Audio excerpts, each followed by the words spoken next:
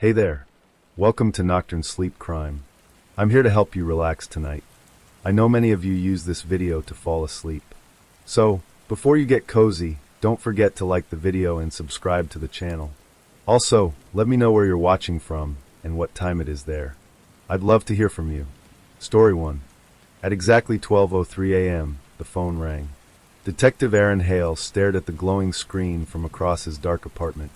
He had been half asleep on his couch, the television casting flickering blue shadows across the room. Outside, rain hammered against the windows, and thunder rumbled through the quiet streets of Portland, Oregon. The phone rang again. Aaron frowned. Very few people had his private number. Fewer still would call him after midnight, especially after he had taken leave from the department 6 months ago following a case that had nearly destroyed him. The phone stopped. Silence swallowed the apartment, broken only by rain tapping against the glass like impatient fingers. Then it rang again. Aaron sighed and reached for it, expecting a wrong number or a drunken caller. But when he glanced at the screen, his stomach dropped. Unknown caller. He hesitated before answering. Hello. For several seconds, there was only static. Then, a voice whispered through the line. Detective Hale, you failed them. Aaron sat upright instantly. His pulse slammed against his ribs. Who is this? The voice ignored his question. They're still out there, and tonight, another one will disappear. The line went dead. Aaron stared at the phone, frozen. His breathing grew shallow. His mind raced back to a case he had tried and failed to solve. A string of disappearances known as the Midnight Vanishings. Over 3 years, 9 people had disappeared without a trace, all taken between midnight and 12:15 a.m. No bodies, no suspects, no witnesses, and the case had ended his career. Aaron shook his head, trying to dismiss the call as a sick prank. But then his phone vibrated again. A text message appeared from the same unknown number. Check the news. Aaron grabbed the remote and turned the volume up on the muted television. A breaking news alert flashed across the screen. Police are responding to a missing person report in downtown Portland. A 23-year-old woman, Emily Carter, was last seen leaving her workplace at approximately midnight. Aaron's chest tightened. He leaned forward, gripping the edge of the coffee table. The Midnight Vanishings had started exactly like this. The ghost of a failed case. 6 months earlier, Aaron had been Portland PD's lead detective on the Vanishings. Each victim had shared eerie similarities. They were all alone. They disappeared within a 15-minute window after midnight. No surveillance footage ever captured the abduction, and at each last known location, investigators found a single object left behind. A pocket watch, always stopped at 12:03 a.m. Aaron had chased the case obsessively, working sleepless nights, mapping victim routines, interviewing families, and analyzing evidence that never led anywhere. The case eventually collapsed under pressure. Leads dried up. The department reassigned him after he suffered what they politely called emotional exhaustion. Aaron called it failure. And now, someone had just predicted another disappearance. The evidence returns. Aaron's phone buzzed again. Another message. This time it contained a photo. His hands trembled as he opened it. The image showed a rain-soaked sidewalk illuminated by a flickering street lamp. Resting near a storm drain was a silver pocket watch. The hands pointed to 12:03 a.m. Aaron stood abruptly, adrenaline flooding his system. The photo included GPS coordinates. He grabbed his coat, keys, and gun before he could talk himself out of it. The crime scene. The rain intensified as Aaron pulled up to the location 20 minutes later. Red and blue lights flashed ahead, reflecting across puddles and wet asphalt. Police tape flapped violently in the wind. Uniformed officers moved around the scene, taking photographs and speaking with witnesses. Aaron stepped out of his car, heart pounding. He knew he shouldn't be here. He was no longer assigned to the case. But instinct pulled him forward like gravity. He ducked under the tape before an officer noticed him. The pocket watch sat exactly where the photo had shown it, glistening beneath the streetlight. Crime scene techs worked carefully around it. Then a familiar voice spoke behind him. I was wondering how long it would take you to show up. Aaron turned. Detective Lena Ortiz stood with her arms crossed, rain dripping from her dark hair. She had replaced Aaron as lead investigator after his leave. Her expression mixed frustration and concern.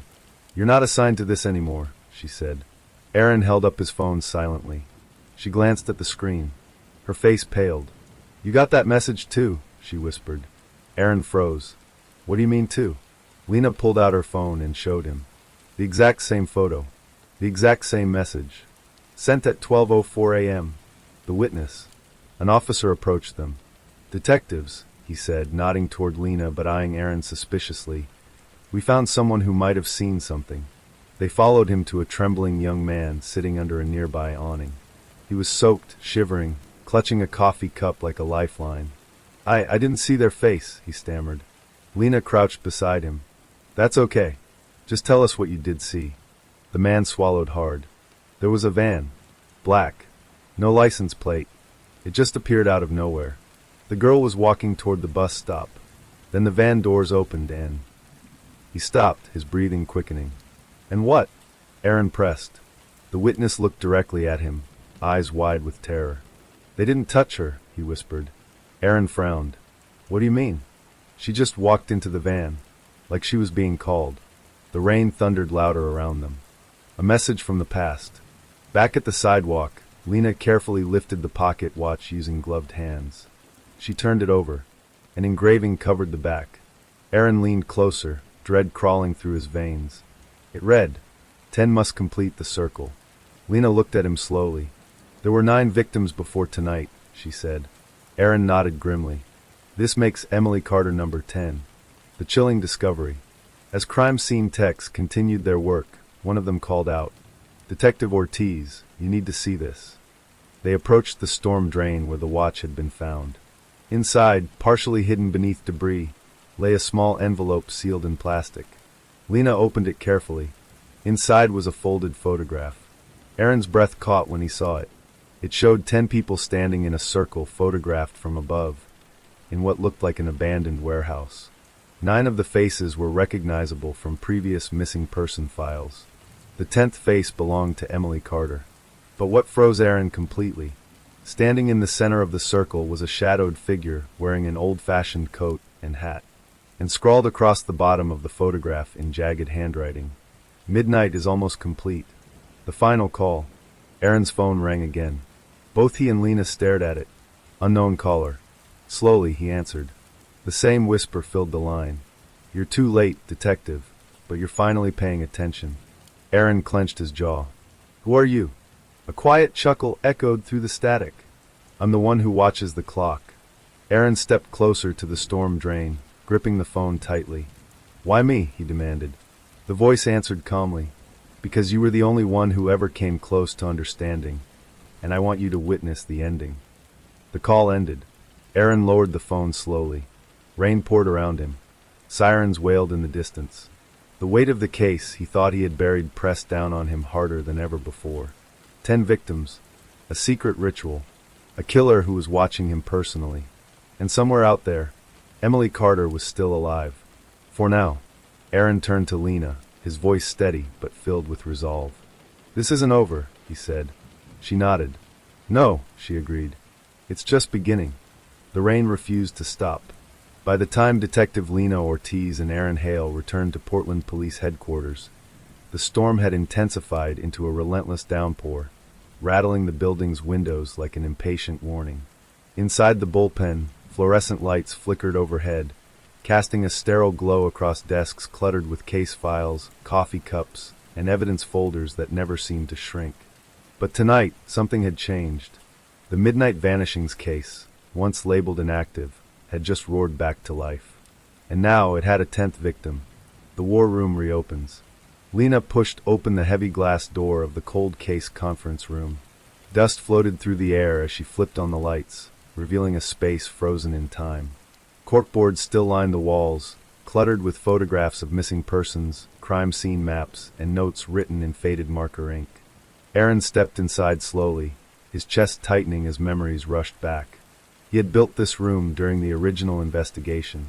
Every thread of string, every pinned photograph, every timeline chart had been his attempt to create order out of chaos. Now it felt like walking into a graveyard of failures. Lena placed Emily Carter's photo at the center of the board. She's officially been missing for 2 hours, Lena said quietly. Witnesses confirm she left her job at exactly 11:57 p.m. Security cameras show her walking toward the bus stop at midnight. Aaron nodded grimly. And the cameras go out at 12:02. Just like the others, Lena replied. She handed him a tablet displaying surveillance footage recovered from nearby stores. Aaron watched Emily step into frame, her umbrella tilted against the rain. She looked exhausted but calm, checking her phone as she walked. At exactly 12:02 a.m., the footage glitched. The screen filled with static for 6 seconds. When the image returned, Emily was gone. Aaron exhaled slowly. "He's improving," he said. Lena raised an eyebrow. "What do you mean?" Aaron leaned forward. Before, he relied on blind spots or damaged cameras. Now he's actively disrupting surveillance. That means resources, planning, technology, and confidence, Lena added. The victim profile. They moved to Emily's background file. Her life appeared painfully ordinary. 23 years old. Graduate student studying psychology. Part-time barista at a downtown coffee shop. No criminal record. No known enemies. She doesn't match a pattern, Lena said, flipping through the pages. Different age range than most previous victims. Different background. No shared workplaces, schools, or social circles. Aaron stared at the victim timeline pinned to the board. "There is a pattern," he said quietly. "We just haven't seen it yet." He began rearranging photographs, placing them into chronological order. 9 faces stared back at him. Men and women, aged 19 to 45, each taken months apart. Lena crossed her arms. "You still think this is ritualistic?" Aaron gestured toward the photograph they had found in the storm drain. The circle of 10 victims. "He's building something," Aaron said. "Or finishing something. The watchmaker's signature." Forensic results from the pocket watch arrived faster than expected. A technician entered the room carrying a sealed evidence bag. "We ran prints," she said. "Nothing usable. But there's something else." She placed the watch on the table. "It's antique. Late 1800s craftsmanship. Rare internal gearing. These were custom made by a clockmaker named Elias Varn." Aaron frowned. "I've never heard of him." "That's because he disappeared in 1894, the technician replied. "But here's the strange part." She handed Aaron a report. Every watch found in previous disappearances traces back to the same manufacturer. Lena leaned closer. "You're telling me all 10 watches came from the same clockmaker, over 100 years ago?" The technician nodded.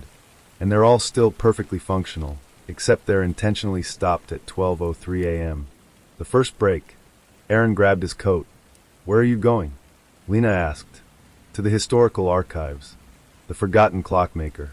The Portland Historical Society occupied a converted Victorian mansion on the edge of downtown.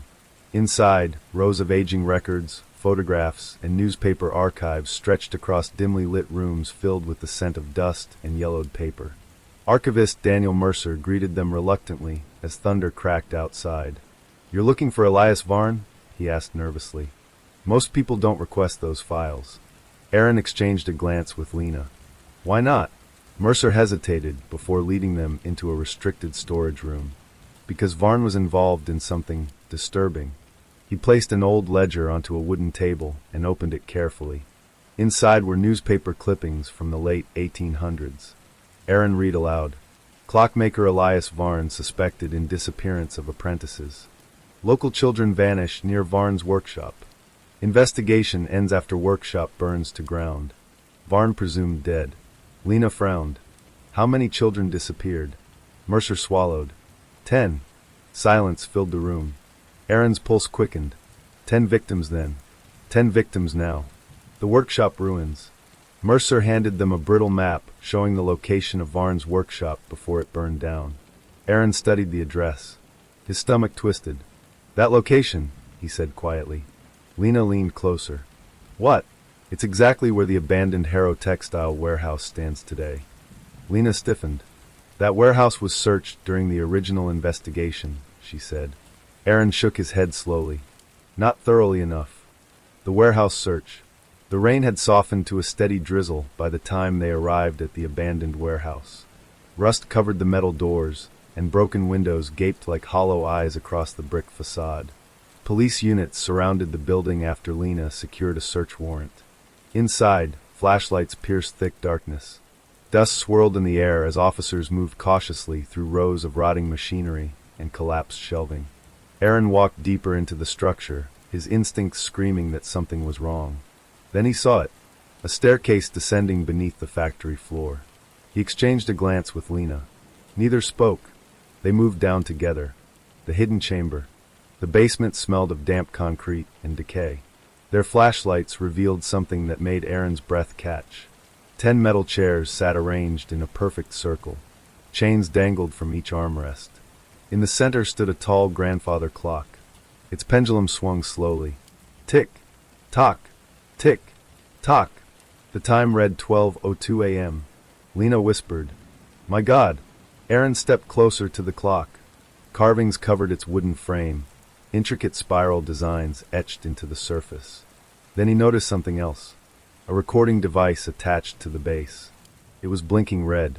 Active. Aaron pressed play. Static crackled before the whispering voice filled the room. "Welcome back, Detective Hale." Aaron froze. "I wondered how long it would take you to find my sanctuary." Lena scanned the room, her hand hovering near her weapon. "If you're hearing this," the voice continued, "it means the 10th hour is approaching." Aaron clenched his fists. "Where is she?" he muttered under his breath. The voice continued. "You see, every century requires balance. 10 souls to reset the clock." Elias Varn understood this. "I simply continue his work." Aaron's blood ran cold. "You failed to stop the 9th hour. Now you will witness the 10th. The recording ended abruptly. The terrifying discovery. One of the officers called out from the far corner. "Detectives! Over here!" They rushed toward him. Behind a false wall panel, officers had uncovered a hidden storage room. Inside, 10 glass display cases lined the walls. 9 of them contained personal belongings from previous victims. Wallets, shoes, jewelry, photographs. But the 10th case was empty. At the bottom of it lay a single piece of paper. Aaron picked it up carefully. His heart pounded as he read the message. "She still has time." Below it, coordinates. Racing against midnight. Aaron checked his watch. 11:41 p.m. Less than 20 minutes before midnight. Lena grabbed her radio, shouting for units to mobilize. "Where do the coordinates lead?" she asked urgently. Aaron stared at his phone screen, dread creeping into his chest. "The old waterfront clock tower," he said. Lena's eyes widened. "That place has been abandoned for decades." Aaron nodded. "And if he's following ritual patterns?" He swallowed hard. "Emily Carter will be there when the clock strikes 12:03. The storm outside began to rage again as sirens erupted through the city. Police vehicles sped toward the waterfront, their lights cutting through rain and darkness. Somewhere in Portland, a killer was preparing to complete a ritual that had lasted over a century. And for the first time since the midnight vanishings began, Aaron Hale might finally have a chance to stop it. Or die trying. Rain lashed against the windshield as Detective Lena Ortiz pushed her cruiser through Portland's nearly empty waterfront district. Sirens wailed behind them as backup units raced to catch up, their lights flashing red and blue across slick pavement and abandoned storefronts. Beside her, Aaron Hale stared at the digital clock on the dashboard. 11:52 p.m. 11 minutes. The city blurred past in streaks of neon reflections and shadow. The Columbia River churned violently beside the road, wind driving waves against the seawall like fists pounding from beneath the surface. Aaron's mind moved faster than the cruiser. "He wants us there," he said quietly. Lena didn't look away from the road. "I know. He sent the coordinates. He left the recording. This is part of the ritual. You think it's a trap?" Aaron exhaled slowly. "I think everything he does is a trap." The tower in the storm. The waterfront clock tower rose into view through the rain, its silhouette jagged and skeletal against the lightning-split sky. Built in 1901 as part of Portland's original shipping terminal, it had been abandoned for decades after structural damage forced its closure. The massive clock face still loomed over the river, its hands frozen at 12:03. Aaron's stomach tightened. "That's not coincidence," he muttered. Police vehicles screeched to a stop around the tower's perimeter. Officers fanned out quickly, weapons drawn, flashlights cutting through the storm-dark night. Lena grabbed her radio. All units, secure exits and maintain perimeter. Nobody enters or leaves without confirmation. Aaron was already stepping out into the rain. "Hey," Lena called, grabbing his arm. "We do this by the book." Aaron met her gaze. "She has 11 minutes, he said. Lena hesitated, then nodded. "Stay close," she said. Entering the ritual site, the tower's rusted double doors groaned as officers forced them open. Wind howled through broken windows high above, sending loose debris skittering across the stone floor. Inside, the structure smelled of mold, rust, and river rot. Spiral staircases wrapped around the inner walls, disappearing upward into darkness. The only sound was the steady dripping of rainwater leaking through the ceiling. Then they heard it. Tick, tock, tick, tock. Aaron froze. The sound echoed from somewhere above. "Clock mechanism," Lena whispered. "No," Aaron said quietly. "It's bait. The ascent." They moved up the spiral staircase cautiously, their boots echoing against metal steps slick with condensation. Backup officers followed several flights below, securing each level as they climbed. Aaron checked his watch. 11:56 p.m. Lightning flashed through broken windows, illuminating peeling paint and graffiti scrawled across the tower walls. But something else caught Aaron's attention. Symbols. Spiral carvings etched directly into the metal supports, identical to the ones they had seen in the underground chamber. "He's marking the structure," Aaron said. Lena ran her flashlight over the carvings. "We're consecrating it," she said grimly. "The Chamber of 10. They reached the final landing, just beneath the clock mechanism room. The door at the top stood slightly ajar. The ticking grew louder. Aaron pushed the door open slowly. His breath caught. The massive chamber beneath the clock face had been transformed into something grotesquely ceremonial. 10 tall candles burned in a perfect circle across the floor. 9 of them had already melted nearly to their base. At the center of the circle, Emily Carter sat bound to a metal chair, unconscious, her wrists secured with heavy leather straps. Her soaked clothes clung to her skin, and her head hung forward as if she had been drugged. Aaron rushed toward her. "Stop!" The voice echoed from the shadows. Aaron froze instantly. A figure stepped forward from behind one of the massive clock gears. He wore a dark wool coat, gloves, and a vintage pocket watch chain dangling from his vest. His face remained partially hidden beneath the brim of an old-fashioned hat. The midnight caller. Face to face. "You're early," the man said calmly. Aaron's pulse pounded in his ears. "Let her go," he said. The man tilted his head slightly. "You misunderstand, Detective Hale. This is history. Precision. Balance." Lena raised her weapon. "It's murder," she snapped. The man chuckled softly. "Murder is chaotic. What I create is order." Lightning flashed behind him, briefly illuminating his face. Aaron stiffened. The man wasn't old. Mid-30s. Sharp features. Cold, calculating eyes. "Who are you?" Aaron demanded. The man smiled faintly. "I am the Keeper of Midnight." The ritual explained. He gestured toward the giant clock gears grinding slowly above them. "Time demands symmetry," he said. Elias Varn understood that. Every century, the city grows corrupt, chaotic, unbalanced. 10 lives restore equilibrium. Aaron shook his head. "You're insane." "Am I?" the Keeper replied calmly. Crime statistics dropped significantly after Varn's final cycle in 1894. Violence decreases. Order returns. Lena scoffed. "You're just justifying serial murder with superstition." The Keeper ignored her, his eyes fixed on Aaron. "You were the only investigator who recognized the pattern. I followed your work carefully. You nearly found me 6 months ago." Aaron's chest tightened.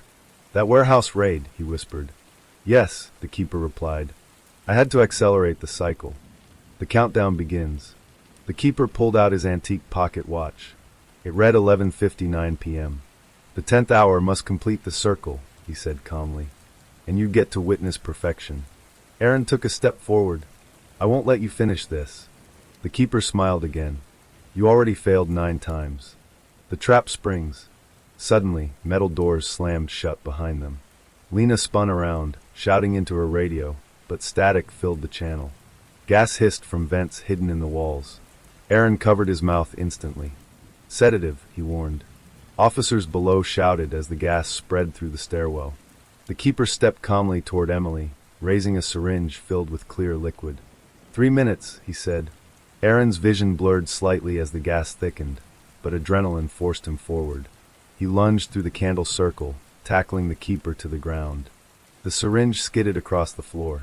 Lena fired a warning shot, forcing the keeper to roll away as he scrambled toward the clock mechanism ladder. "You can't stop time," he shouted as he climbed. Aaron ripped Emily's restraints loose, shaking her gently. "Emily, wake up!" Her eyelids fluttered weakly. Above them, gears began grinding faster. Aaron looked up. The keeper was manually forcing the clock forward. The race against time. The giant clock hands outside began moving. 11:59. 12:00. "Lena!" Aaron shouted. "The mechanism!" She sprinted toward the ladder, firing another shot that shattered a gear casing. Sparks rained down as metal screamed in protest. The keeper lost his footing briefly, but continued climbing. "You don't understand," he yelled. "Without the 10th hour, the cycle restarts." "Good," Lena shouted back. Aaron dragged Emily toward the exit while coughing against the thickening gas. She struggled to stay conscious. "Stay with me," he urged. Above them, Lena reached the keeper, slamming him against the gear housing. They fought violently, the massive clock gears roaring inches away. The keeper swung wildly, knocking her flashlight into darkness. But Lena drove her elbow into his jaw and forced him backward into the metal railing. He slipped. For a split second, he dangled over the turning gears. Aaron looked up just as the keeper locked eyes with him. "You can't stop midnight," he whispered. Then he let go. The machinery swallowed him with a deafening metallic scream. Escape before collapse. The gears jammed instantly. The entire clock tower shuddered violently. "Structural failure," Lena shouted, sliding down the ladder. Aaron hoisted Emily over his shoulder as alarms erupted throughout the building. They staggered down the stairwell as concrete cracked and dust rained from the ceiling. Officers below helped drag them toward the exit, just as the upper tower collapsed inward with a thunderous crash. They burst outside into the storm moments before debris exploded through the roof. The clock face shattered, frozen permanently at 12:01 a.m. The aftermath. Paramedics rushed Emily into an ambulance as she finally regained consciousness. Lena leaned against a police cruiser, coughing and soaked, watching emergency crews swarm the collapsing structure. Aaron stood beside her, staring at the broken tower. "He's dead," Lena said quietly. Aaron didn't answer, because deep down, he wasn't sure. The keeper had spoken with absolute certainty. About cycles, about history repeating, and as emergency lights flickered across the river, Aaron couldn't shake the feeling that the ritual had not ended. It had only changed. The rain finally stopped just before sunrise, leaving Portland washed in cold gray silence. Steam rose from the shattered remains of the waterfront clock tower, where firefighters and structural engineers worked cautiously through the unstable debris. Police tape fluttered in the morning wind, and reporters gathered behind barricades, whispering theories into cameras as news helicopters circled overhead. Detective Aaron Hale stood at the perimeter, staring at the wreckage. The tower's upper section had collapsed inward, burying the clock mechanism, and presumably the keeper of midnight, under tons of twisted steel and concrete. Search crews had already located human remains within the destroyed gears, though forensic teams were still working to confirm identity. Beside Aaron, Detective Lena Ortiz sipped bitter coffee from a paper cup. "Medical confirmed Emily Carter is stable," she said. "Mild sedative exposure, dehydration, shock, but she's alive." Aaron nodded silently, relief mixing with unease. They had stopped the ritual. Hadn't they? The survivor's testimony. Emily sat in a hospital bed later that morning, pale but conscious. For tubes ran into her arm, and her hands trembled slightly as she clutched a blanket around her shoulders. Aaron and Lena sat across from her, while a nurse quietly monitored her vitals. "Do you remember what happened?" Lena asked gently. Emily swallowed hard. "I was walking to the bus stop," she said. "Then I heard music." Aaron leaned forward. "Music?" Emily nodded slowly. "A ticking sound like a metronome. It got louder the closer I got to the alley near my bus stop. I thought it was coming from someone's phone or something." Her breathing quickened. Then I saw him standing beside the van. He didn't touch me. He just looked at me. Aaron's chest tightened. What happened next? He asked quietly. Emily stared down at her shaking hands. He opened the van door and said, "Time is calling." She closed her eyes, and I just walked inside. Silence filled the room. The unsettling pattern. Back at headquarters, forensic reports arrived from the clock tower debris. Lena placed the file onto Aaron's desk. They confirmed the body recovered from the gear housing belongs to Marcus Vell, she said. Aaron frowned. That's not the keeper's name. Exactly, Lena replied. She flipped open the report. Marcus Vell was a local horology historian, specialized in antique clock restoration. He had consulted museums, private collectors, and the Portland Historical Society. Aaron's stomach twisted. Daniel Mercer, he said. Lena nodded slowly. Marcus and Mercer worked together on multiple historical preservation projects, including Elias Varn's recovered watch designs. Aaron leaned back, processing. So Marcus Vell was the keeper of midnight, he said. Looks that way, Lena agreed. But someone taught him, Aaron murmured. The hidden office. Investigators searched Marcus Vell's apartment that afternoon. Located above a small antique repair shop, the residence looked deceptively simple. Neatly organized shelves of clock parts, tools arranged with obsessive precision, and dozens of restored antique timepieces ticking in perfect harmony. The sound alone made Aaron's skin crawl. Every clock in the apartment read 12:03 a.m. Lena gestured toward a locked desk drawer. Got something here. Crime scene techs forced it open. Inside, they found a leather-bound journal. Aaron opened it carefully. The handwriting was meticulous, dated entries spanning nearly 15 years. Marcus's personal account of becoming the keeper. The recruitment. Aaron read aloud from the first entry. Daniel says time is sacred. He says Elias Varn discovered something deeper than mechanics, a balance between order and chaos. Lena stiffened. Daniel, she repeated. Aaron flipped forward several pages. Daniel believes the city grows corrupt without intervention. He says Varn understood that sacrifice resets moral decay. Aaron's pulse quickened as he read the final pages. I am ready to complete the 10th hour. Daniel says I will become part of the cycle, and that another will follow me. Aaron closed the journal slowly. The keeper wasn't working alone, he said. Lena nodded grimly. And Daniel Mercer might be the one continuing Varn's original teachings. The archivist vanishes. They rushed back to the Portland Historical Society immediately. But Mercer's office was empty. Shelves were cleared. Files missing. Computer wiped. Only one object remained on his desk. A silver pocket watch. Stopped at 12:03 a.m. Aaron picked it up carefully. An engraving decorated the back. Time requires guardians. The hidden archive. A janitor approached nervously as officers searched the building. You're looking for Mr. Mercer? He asked. Lena nodded. The janitor hesitated before speaking. He had a private archive downstairs, said it held fragile materials not for public access. Aaron and Lena exchanged a glance. Show us, Aaron said. The vault of history. The basement archive room was hidden behind a reinforced steel door, disguised as a storage wall. Inside, rows of locked cabinets stretched into darkness. Inside each cabinet were documents, photographs, and diagrams dating back over a century. Aaron's pulse quickened as he flipped through them. Each century contained a cycle. 1894, Elias Varn. 1994, unknown keeper. 2024, Marcus Vell. Each cycle listed 10 victims. Lena scanned a diagram pinned to the wall. It's not random, she said quietly. Aaron joined her. The diagram mapped Portland's crime rates, economic instability, and population shifts across decades. The cycles always followed periods of rising violence or social unrest. They think they're restoring balance, Aaron said. Lena shook her head. They're playing God. The most terrifying discovery. At the far end of the archive stood a locked cabinet labeled Next Cycle Preparation. Aaron forced it open. Inside lay 10 blank victim profile folders, and beneath them, a typed letter. Aaron read aloud. The 10th hour has been disrupted but not destroyed. The cycle will adapt. The next keeper will begin again when imbalance returns. His throat tightened as he read the signature. D. Mercer. The realization. Lena stepped back slowly. He planned for failure, she whispered. Aaron nodded grimly. This isn't a single killer, he said. It's a lineage. Thunder rumbled faintly outside, though the storm had long passed.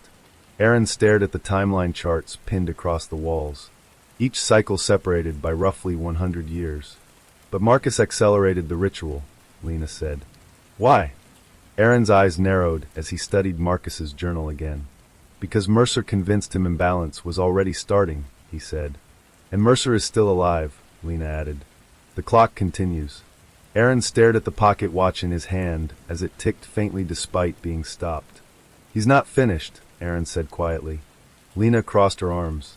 What do we do? Aaron looked toward the city skyline through the basement window. We find Mercer before he creates the next keeper, he said.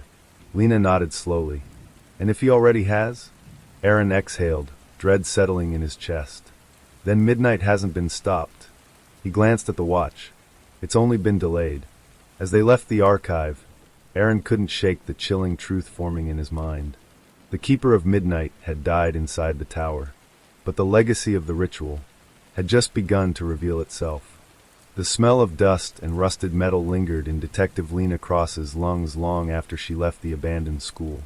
Even as she drove through the quiet suburban streets, her fingers remained stiff on the steering wheel, knuckles pale from gripping it too tightly. The night felt heavier than usual, like the sky itself was pressing down on her. Beside her, the evidence bag rested on the passenger seat. Inside it sat the locket. The tiny silver oval glimmered whenever streetlights passed over it, catching her eye again and again like it was begging for attention. She hadn't opened it yet. She wasn't sure why. Lena had handled hundreds of pieces of evidence throughout her career. Bloodstained knives, torn clothing, letters written by killers who believed they were artists. But this small, delicate object felt different. Personal. Alive. Her phone buzzed through the car's Bluetooth system, snapping her out of the trance. Cross, she answered. Lena, it's Ruiz. Detective Mateo Ruiz sounded tired. He had been stationed at the victim's house all evening, overseeing the forensic sweep. Tell me you've got something, she said. There was a pause, then a slow exhale. You need to come back here. Her stomach tightened. What happened? You're not going to believe it. The Patterson house looked even more unsettling under police floodlights. Blue and red reflections danced across the suburban homes like warning signals to the quiet neighborhood. Officers moved with hushed urgency, their voices low, their expressions tense. Lena parked and stepped out, pulling her jacket tighter around herself as a cold wind swept through the street. Ruiz stood near the front door, holding a tablet and speaking quietly with a forensic tech. When he saw her, he ended the conversation and walked over. You found something? She asked immediately. He nodded slowly. You remember how the crime scene was too clean? Yeah. Well, it's not anymore. He turned and gestured for her to follow him inside. The living room was still partially wrapped in yellow evidence tape. But now something had changed. Lena froze as soon as she stepped through the doorway. The walls. Someone had written on them. Dark crimson letters sprawled across the pale paint in jagged, uneven strokes. The writing circled the room like a twisted mural. Lena felt her pulse slam against her ribs. What the hell? Ruiz swallowed hard. Forensics cleared this room 3 hours ago. The walls were clean. We had 2 officers stationed outside the house the entire time. Lena stepped closer. The message repeated again and again in looping, frantic script. The keeper must continue. Her throat went dry. Any signs of forced entry? She asked quietly. No. Windows. Locked from the inside. Her gaze moved slowly across the walls. The words overlapped in places, growing darker and thicker as if the writer had pressed harder each time. Some letters dripped downward like melting ink. Except it wasn't ink. Lena knew that immediately. Blood? She asked. Ruiz nodded grimly. Forensics is confirming, but, yeah, it looks fresh. Lena turned slowly in the center of the room, scanning every corner. Something about the spacing of the words bothered her. The repetition, the direction of the strokes. Then she noticed it. Near the hallway entrance, slightly separated from the rest, was another message. Smaller, more precise. She opened the door. Lena felt ice creep down her spine. She? Ruiz asked. She didn't answer immediately. Instead, she reached into her coat pocket and carefully removed the evidence bag containing the locket. Ruiz's eyes widened slightly. You opened it yet? No. You thinking that's connected? I don't know, she admitted. But I'm starting to think Sarah Patterson wasn't just a victim. Ruiz frowned. What do you mean? Lena stared at the writing again. I think she might have been part of something. Back at the station, the fluorescent lights hummed overhead as Lena sat alone in the evidence room. The rest of the precinct buzzed quietly with late-night activity, but this corner felt isolated, like the world had shrunk down to the metal table in front of her. The locket sat beneath the harsh white light. She stared at it for nearly a full minute before finally pulling on a pair of latex gloves. Just evidence, she muttered to herself. Her fingers trembled slightly as she opened the evidence bag and carefully removed the locket. The silver surface felt colder than expected, almost painfully so, even through the gloves. The hinge was old but sturdy. She hesitated again. Something inside her, instinct maybe, whispered that opening it would change everything. Lena had learned to trust her instincts, but she also knew she couldn't ignore them. With a slow breath, she pressed her thumb against the tiny clasp. Click. The locket opened. Inside were 2 photographs. The first was small and faded, a picture of a young girl, maybe 8 or 9 years old. She had dark hair tied into braids and wide, uncertain eyes staring directly into the camera. Lena leaned closer. There was something haunting about the child's expression. Not sadness, not fear, something deeper, something resigned. She turned the locket slightly to examine the second photo. Her heart skipped. It was Sarah Patterson, but she looked younger, early 20s maybe, standing in front of what appeared to be a large, old house, its windows tall and narrow, its roof sharply angled like something pulled from another century. And behind Sarah, Lena squinted. There was someone else, barely visible in the shadows of the porch, a tall figure, blurred by distance, standing perfectly still. Watching, Lena quickly grabbed her phone and snapped a photo of the image for enhancement. Then she noticed the engraving beneath the pictures. Tiny words carved into the silver. She leaned closer, reading silently. To the one who carries the door. Her breath caught. 2 hours later, Lena sat across from Dr. Evelyn Hart, the department's forensic psychologist and unofficial expert on ritualistic crime patterns. Dr. Hart adjusted her glasses as she examined the enlarged image of the locket photos displayed on her computer screen. This house in the background, Hart said slowly. Have you identified it? Not yet, Lena replied, but we're running property records based on architectural matches. Hart nodded thoughtfully, zooming in on the shadowed figure behind Sarah. This reminds me of something. Lena leaned forward. What? Hart hesitated, clearly choosing her words carefully. There have been cases, very rare ones, spread across decades. Victims found with ritualistic elements tied to the idea of guardianship. Custodianship, almost like passing down responsibility. Responsibility for what? Hart looked at her. For containing something. Lena felt her pulse spike. You're talking about cult activity? Not exactly, Hart said. Cults usually revolve around worship. These cases revolve around maintenance. The word made Lena uncomfortable. Maintenance of what? She pressed. Hart folded her hands. In each case, investigators found references to doors, thresholds, barriers between places or states of existence. Symbolic, most likely, but disturbingly consistent. Lena swallowed. And the phrase keeper? Hart nodded slowly. Appears frequently in recovered documents from those cases. Silence filled the room for a long moment. Finally, Lena spoke. Every victim in those cases, what happened to them? Hart's voice dropped almost to a whisper. They were always found alone. Lena waited. Hart continued. And investigators often reported something strange. What? The crime scenes were undisturbed. No signs of struggle. Almost like the victims accepted what happened to them. Lena's chest tightened as Sarah Patterson's still, posed body flashed through her mind. The call came just after midnight. Ruiz's name lit up Lena's phone again. She answered instantly. Tell me you've got something good. His voice was strained. We found the house. Lena stood up immediately. Where? About 30 miles outside the city. Rural property. Been abandoned for at least 20 years according to records. Owner? That's the weird part, Ruiz said. Lena grabbed her jacket. What? The last registered owner. He paused. Was a woman named Eleanor Cross. Lena froze. The world seemed to tilt sideways for a second. That's not funny, Ruiz. I'm not joking. Her mouth went dry. That's my grandmother's name. The drive out of the city felt endless. Street lights faded into long stretches of dark highway, eventually giving way to narrow country roads surrounded by empty fields and skeletal trees clawing at the night sky. Ruiz drove. Lena sat silently in the passenger seat, her thoughts spiraling faster with every mile. My grandmother died when I was 6, she said finally. Ruiz glanced at her briefly. You ever hear about this property? No. You sure? I'm sure. But doubt crept into her voice.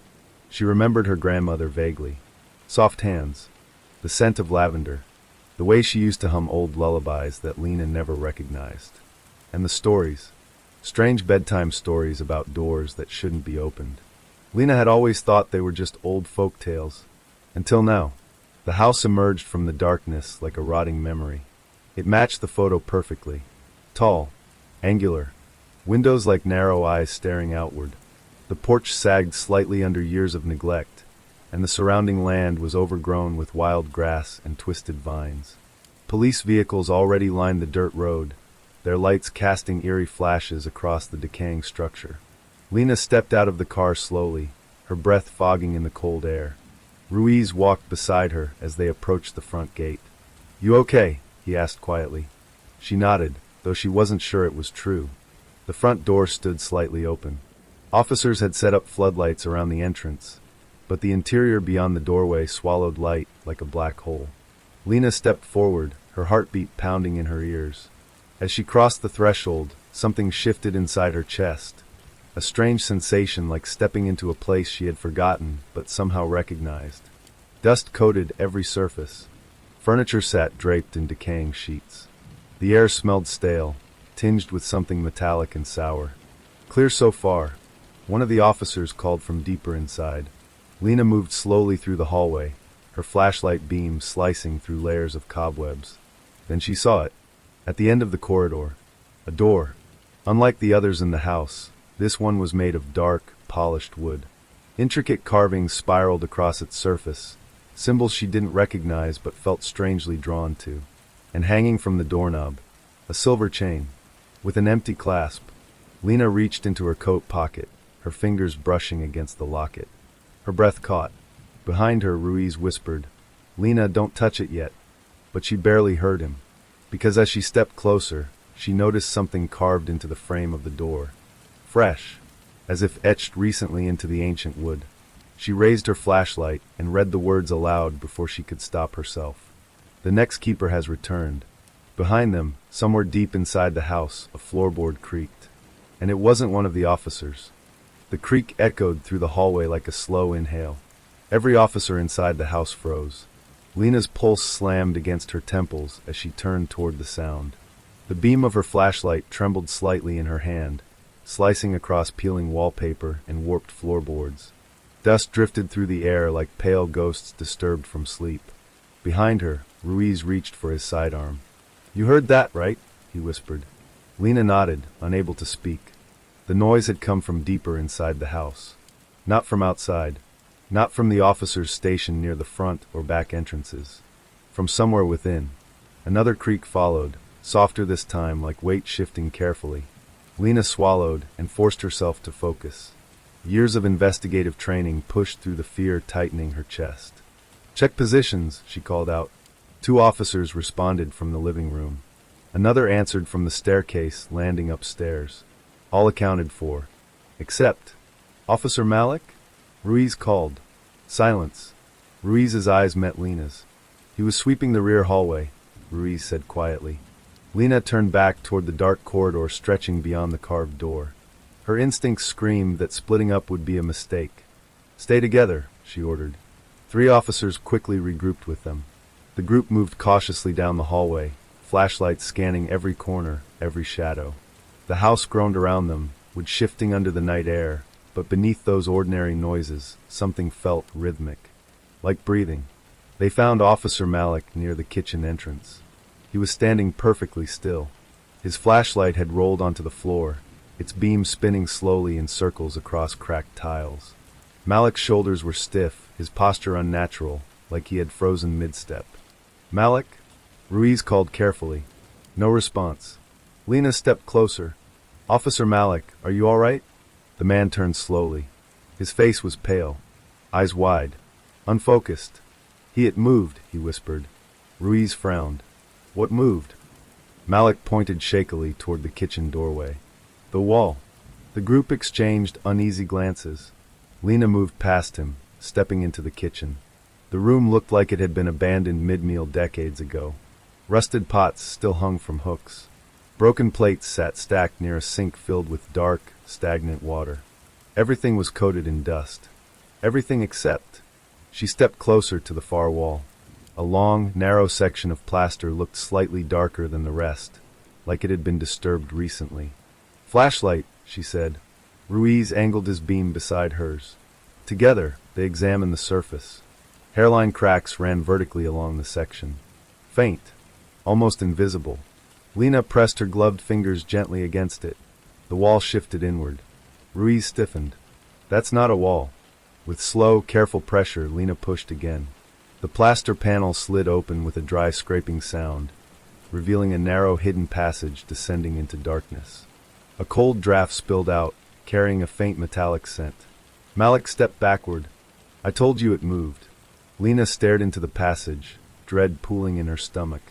"Back up outside stays put," she ordered. "We go in together." The staircase inside the hidden passage spiraled downward, carved from rough stone rather than wood. The air grew colder with each step, heavier, pressing against their lungs. Their boots echoed faintly, the sound swallowed quickly by the tight corridor. After about 30 steps, the staircase opened into a circular chamber. The room stole the breath from Lena's chest. The walls were lined with shelves, hundreds of them, each filled with objects sealed in glass containers. Lockets, rings, old photographs, journals, keys, pieces of fabric, even small toys yellowed with age. Each item carried a small metal tag with a date engraved into it. Ruiz walked slowly around the perimeter, reading them. "Some of these go back almost a century," he said. Lena's gaze drifted toward the center of the chamber. There stood a pedestal made from dark stone. And resting on top of it, another locket, nearly identical to the one in her pocket. Except this one was open. Inside, instead of photographs, the interior was filled with dark crimson stains that had soaked permanently into the silver lining. Lena's stomach churned. "What is this place?"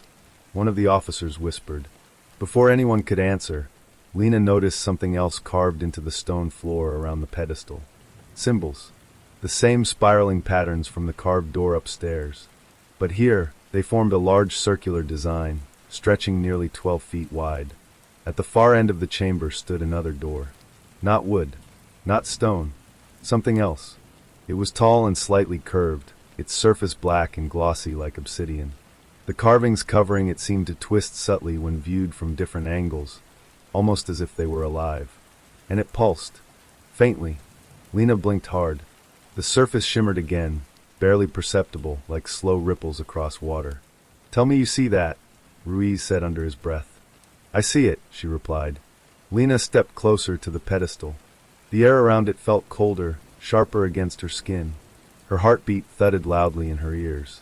She reached into her pocket and removed Sarah Patterson's locket. The moment it cleared her coat, the chamber shifted. A low vibration hummed through the floor. The glass containers lining the shelves rattled faintly, their contents clinking softly like distant wind chimes. "Lena," Ruiz warned. But she couldn't stop. Her eyes were locked on the obsidian door across the chamber. The pulsing had grown stronger, more deliberate, like a heartbeat responding to hers. She glanced down at the pedestal again and noticed a small inscription etched into its base. She read it aloud, her voice barely above a whisper. "Each keeper binds the threshold with memory and blood. Without the keeper, the door opens." Ruiz stepped closer. "This is ritualistic containment." Hart was right. Lena swallowed. Containment of what? No one answered. Because at that moment, the obsidian door exhaled. A long, hollow sound escaped from its seams, Not quite wind, not quite breath, but something deeply wrong. One of the glass containers shattered on a shelf behind them. Then another, and another. Lena spun around as fragments rained onto the stone floor. Several of the sealed objects rolled free from broken glass, scattering across the chamber. Among them, she spotted dozens of lockets identical to hers, each engraved differently, each carrying different initials, different dates. "Those are previous keepers," Ruiz said, horror creeping into his voice. Lena's mind raced. "Sarah Patterson was one," she said. "And before her someone else," Ruiz added. Lena's throat tightened. "And now," she whispered. Her gaze dropped slowly to her own hands. The locket trembled slightly between her fingers. Suddenly, Officer Malik gasped sharply behind them. They turned. Malik stood frozen again, staring directly at the obsidian door. His pupils had dilated so wide that his irises were barely visible. "Malik?" Lena said carefully. His lips moved. At first, no sound came out. Then, "It's calling," he murmured. Ruiz grabbed his shoulder. "Hey, snap out of it." Malik's body jerked violently. He shoved Ruiz aside with unnatural strength and staggered toward the door. "Stop him!" Lena shouted. Two officers lunged forward, grabbing Malik's arms. He thrashed wildly, screaming now, not in pain, but in desperation. "It wants to open," he yelled. "It needs the keeper." The chamber lights flickered as the obsidian surface began to ripple faster, like liquid being struck from within. Hairline cracks of faint crimson light began spreading across the door. Lena's breath hitched. "What do we do?" Ruiz demanded. Her mind flashed back to the inscription. "Each keeper binds the threshold with memory and blood." Her stomach dropped. "Malik isn't the one it wants," she said. Ruiz looked at her, realization dawning. "No," he said slowly. "It wants you." The door pulsed violently. The crimson cracks widened, leaking thin streams of red light that spilled across the chamber floor like veins spreading outward. The air grew heavy. The temperature dropped rapidly, their breath fogging in thick white clouds. And then, from the surface of the door, a shape pressed outward from the inside. Humanoid. Distorted. Its outlines stretched unnaturally long, fingers splayed against the glossy surface as if testing the barrier. The officers stumbled backward in horror. Malik collapsed unconscious. Ruiz grabbed Lena's arm. "Tell me you have a plan." She stared at the pedestal, then at the locket in her hand. Fear clawed through her chest. "I think," she said slowly, "I know what Sarah tried to do." And, Lena swallowed hard, "I think she failed." The figure inside the door pushed harder. The crimson fractures spiderwebbed across the surface. Stone cracked beneath their feet. Ruiz tightened his grip on her arm. "Lena, if you know how to stop this, you do it now." Her hands trembled as she stepped toward the pedestal. The chamber vibrated violently, dust raining from the ceiling. Glass shattered across every shelf. The obsidian door groaned, the sound deep and ancient, like something waking after centuries of sleep. Lena placed the locket slowly onto the pedestal. For a split second, everything went silent. Then the chamber screamed. The symbols carved into the floor ignited with crimson light, racing outward in spiraling patterns. The door convulsed violently as the humanoid shape inside clawed frantically at the surface. Lena gasped as sharp pain sliced across her palm. She looked down. The silver edges of the locket had cut through her glove and into her skin. Blood dripped onto the pedestal. The symbols flared brighter. The door howled, a sound so inhuman it made every officer drop to their knees, covering their ears. The shape inside thrashed wildly as the crimson cracks began sealing shut, one by one. The chamber's violent shaking slowed. The temperature rose. The pulsing faded. Finally, silence returned. Lena collapsed forward, catching herself on the pedestal, gasping for breath. Her palm burned, blood pooling beneath her hand. Behind her, Ruiz helped the other officers back to their feet. They stared at the door. It stood still again. Dark. Sealed. But as Lena lifted her shaking hand from the pedestal, she noticed something new carved into the silver surface of the locket. Fresh, as if etched by invisible hands. She wiped the blood away and read the new inscription. Her heart sank. Keeper accepted. Lena couldn't stop staring at the words carved into the locket. Keeper accepted. The silver surface felt colder now, heavier in her blood-stained palm. The chamber remained silent, but the silence wasn't comforting.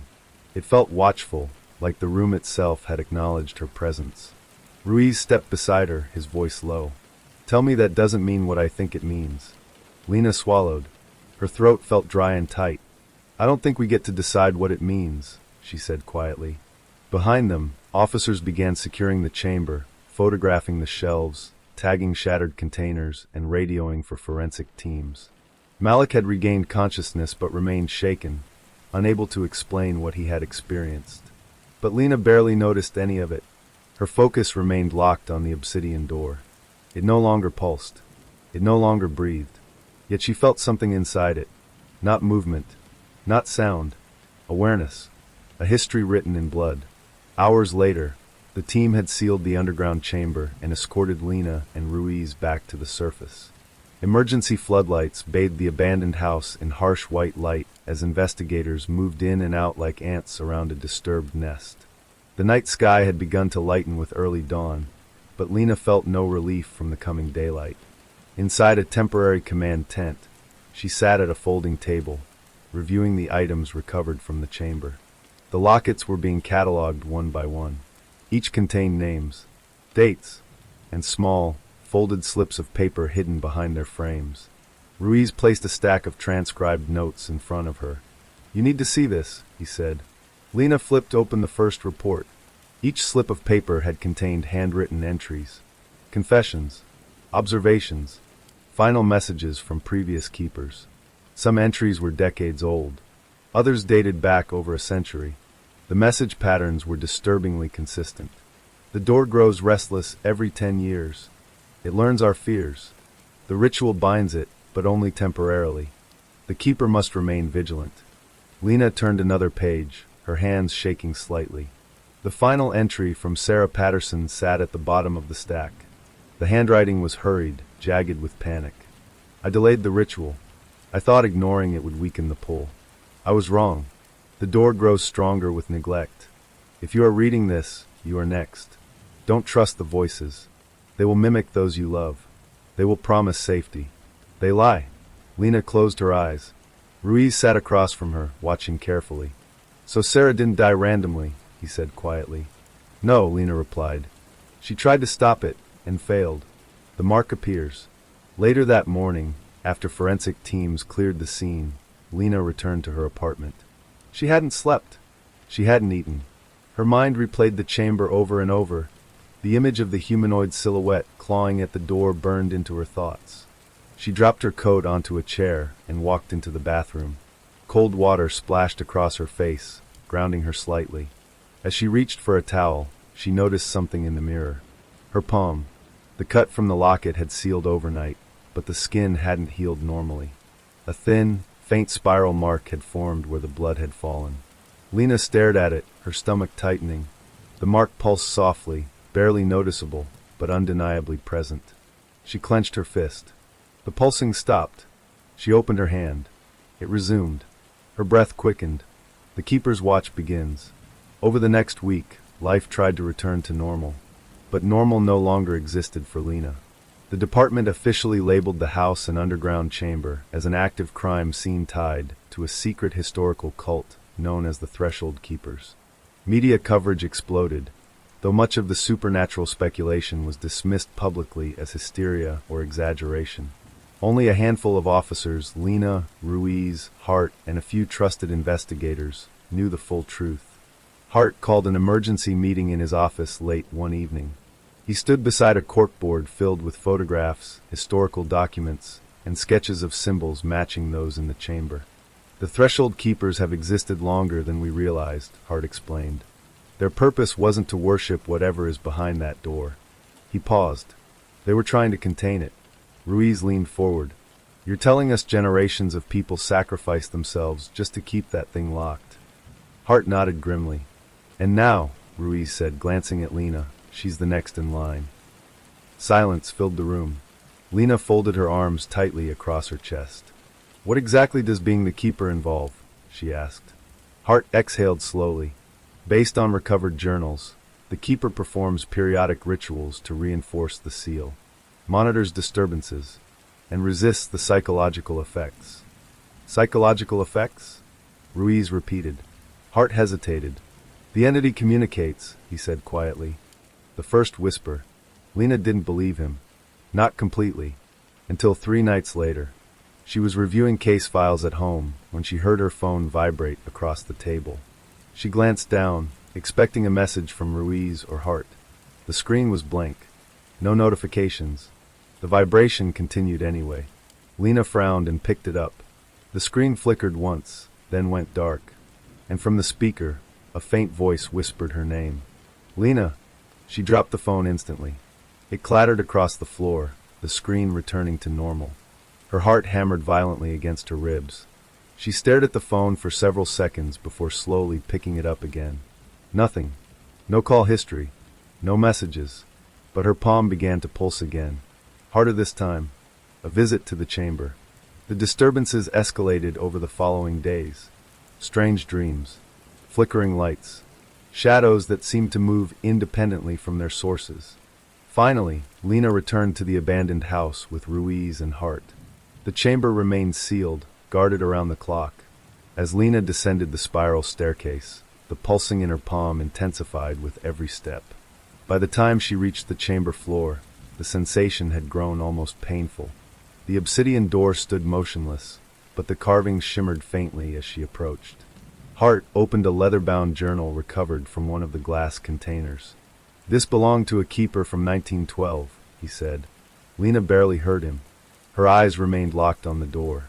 The journals suggest the entity grows more active when a new keeper resists their role, Hart continued. Ruiz glanced between them.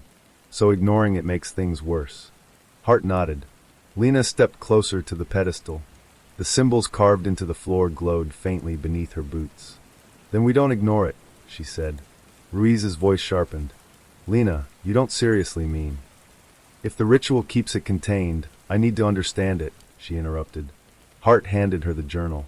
Inside, detailed instructions filled the yellowed pages, diagrams, symbols, and ritual sequences performed every decade. At the bottom of the final page was a chilling note. The keeper must never perform the ritual alone. The entity will attempt to isolate you. Isolation weakens the seal. Lena looked up slowly. We're not doing this alone, she said firmly. Ruiz nodded without hesitation. Good, he replied, because I'm not letting you face that thing by yourself. The shadow watches. As they turned to leave the chamber, Lena hesitated and glanced back at the obsidian door one last time. For a moment, she thought she saw movement beneath the glossy surface. A ripple. Then, a faint outline pressing outward from inside. It vanished instantly. But Lena knew she hadn't imagined it. Her palm throbbed violently again, the spiral mark glowing faintly beneath her skin. A voice echoed faintly in the back of her mind. Not spoken. Not heard. Felt. You cannot hold the threshold forever. Lena clenched her fist tightly, forcing the mark to dim. She turned and followed Ruiz and Hart up the staircase, determination hardening inside her chest. Because she understood something now. This wasn't just a curse passed down through generations. It was a war fought silently across time, and she had just been drafted into its front line. The rain began just after midnight. Heavy, relentless drops pounded against the roof of the abandoned Patterson house, turning the surrounding forest into a black ocean of swaying branches and whispering leaves. Thunder rolled low across the sky, echoing like distant artillery. Lena stood at the top of the staircase leading down to the hidden chamber, gripping the leather journal Hart had given her. The pages felt heavier tonight, as if they carried more than just instructions, as if they carried warnings. Behind her, Ruiz adjusted the floodlight rig they had installed throughout the house, ensuring the staircase remained illuminated. Hart checked the equipment bags laid out across the living room floor, candles, chalk, silver bowls, salt containers, and recording devices. The ritual tools. None of them liked calling it that, but none of them denied what it was either. You don't have to do this tonight, Ruiz said quietly. Lena didn't turn around. Yes, she replied, her voice steady but hollow. I do. Hart joined them at the stairwell, holding another recovered journal. His face looked older than usual, the weight of history pressing into every line across his forehead. The journals are consistent, he said. Every keeper performed reinforcement rituals during periods of heightened activity. The disturbances you've been experiencing, he hesitated. They usually precede breaches. Lena exhaled slowly. Then we're already late, she said. The gathering. By 1:15 a.m., they stood inside the chamber. The obsidian door shimmered faintly beneath the floodlights. The spiral carvings across the floor seemed darker tonight, the grooves catching the light in unsettling patterns that shifted when viewed from different angles. Lena knelt beside the pedestal while Hart arranged candles along the outer ring of the carved symbols. Ruiz poured thin lines of salt between each spiral channel, following diagrams from the journal with careful precision. Thunder rattled the chamber ceiling. Water dripped faintly from cracks in the stone above, each drop echoing unnaturally loud in the circular space. You sure this isn't just psychological conditioning? Ruiz asked quietly, while placing the final salt line. Hart shook his head. The journals document physical breaches, disappearances, structural damage to the chamber itself. He paused. Whatever is behind that door interacts with reality. Ruiz muttered under his breath. Great. That's comforting. The ritual begins. Lena opened the journal to the ritual sequence. The instructions were detailed but fragmented, written by different keepers across decades. Some handwriting was elegant and calm. Others were frantic and jagged. She swallowed hard and began reading aloud. Light the outer circle to establish the boundary. Hart struck a match, lighting the candles one by one. As each flame ignited, the chamber's shadows deepened, dancing violently across the walls. Place the keeper's blood upon the pedestal, Lena continued. Her chest tightened. Ruiz stepped forward. You don't have to. Yes, she said firmly. She removed her glove and pressed a small ceremonial blade, found among the ritual tools, against her palm. The blade sliced cleanly across the spiral mark, reopening the wound instantly. Pain shot up her arm. Crimson droplets fell onto the pedestal, soaking into the stone surface. The spiral carvings across the floor flickered faintly. The obsidian door responded immediately. It pulsed once, deep, heavy, like the first beat of a monstrous heart. Ruiz cursed under his breath. Continue, Hart urged quietly. Lena's voice trembled slightly as she read the next line. Recite the binding words. She hesitated, staring at the ancient script written in looping, unfamiliar symbols.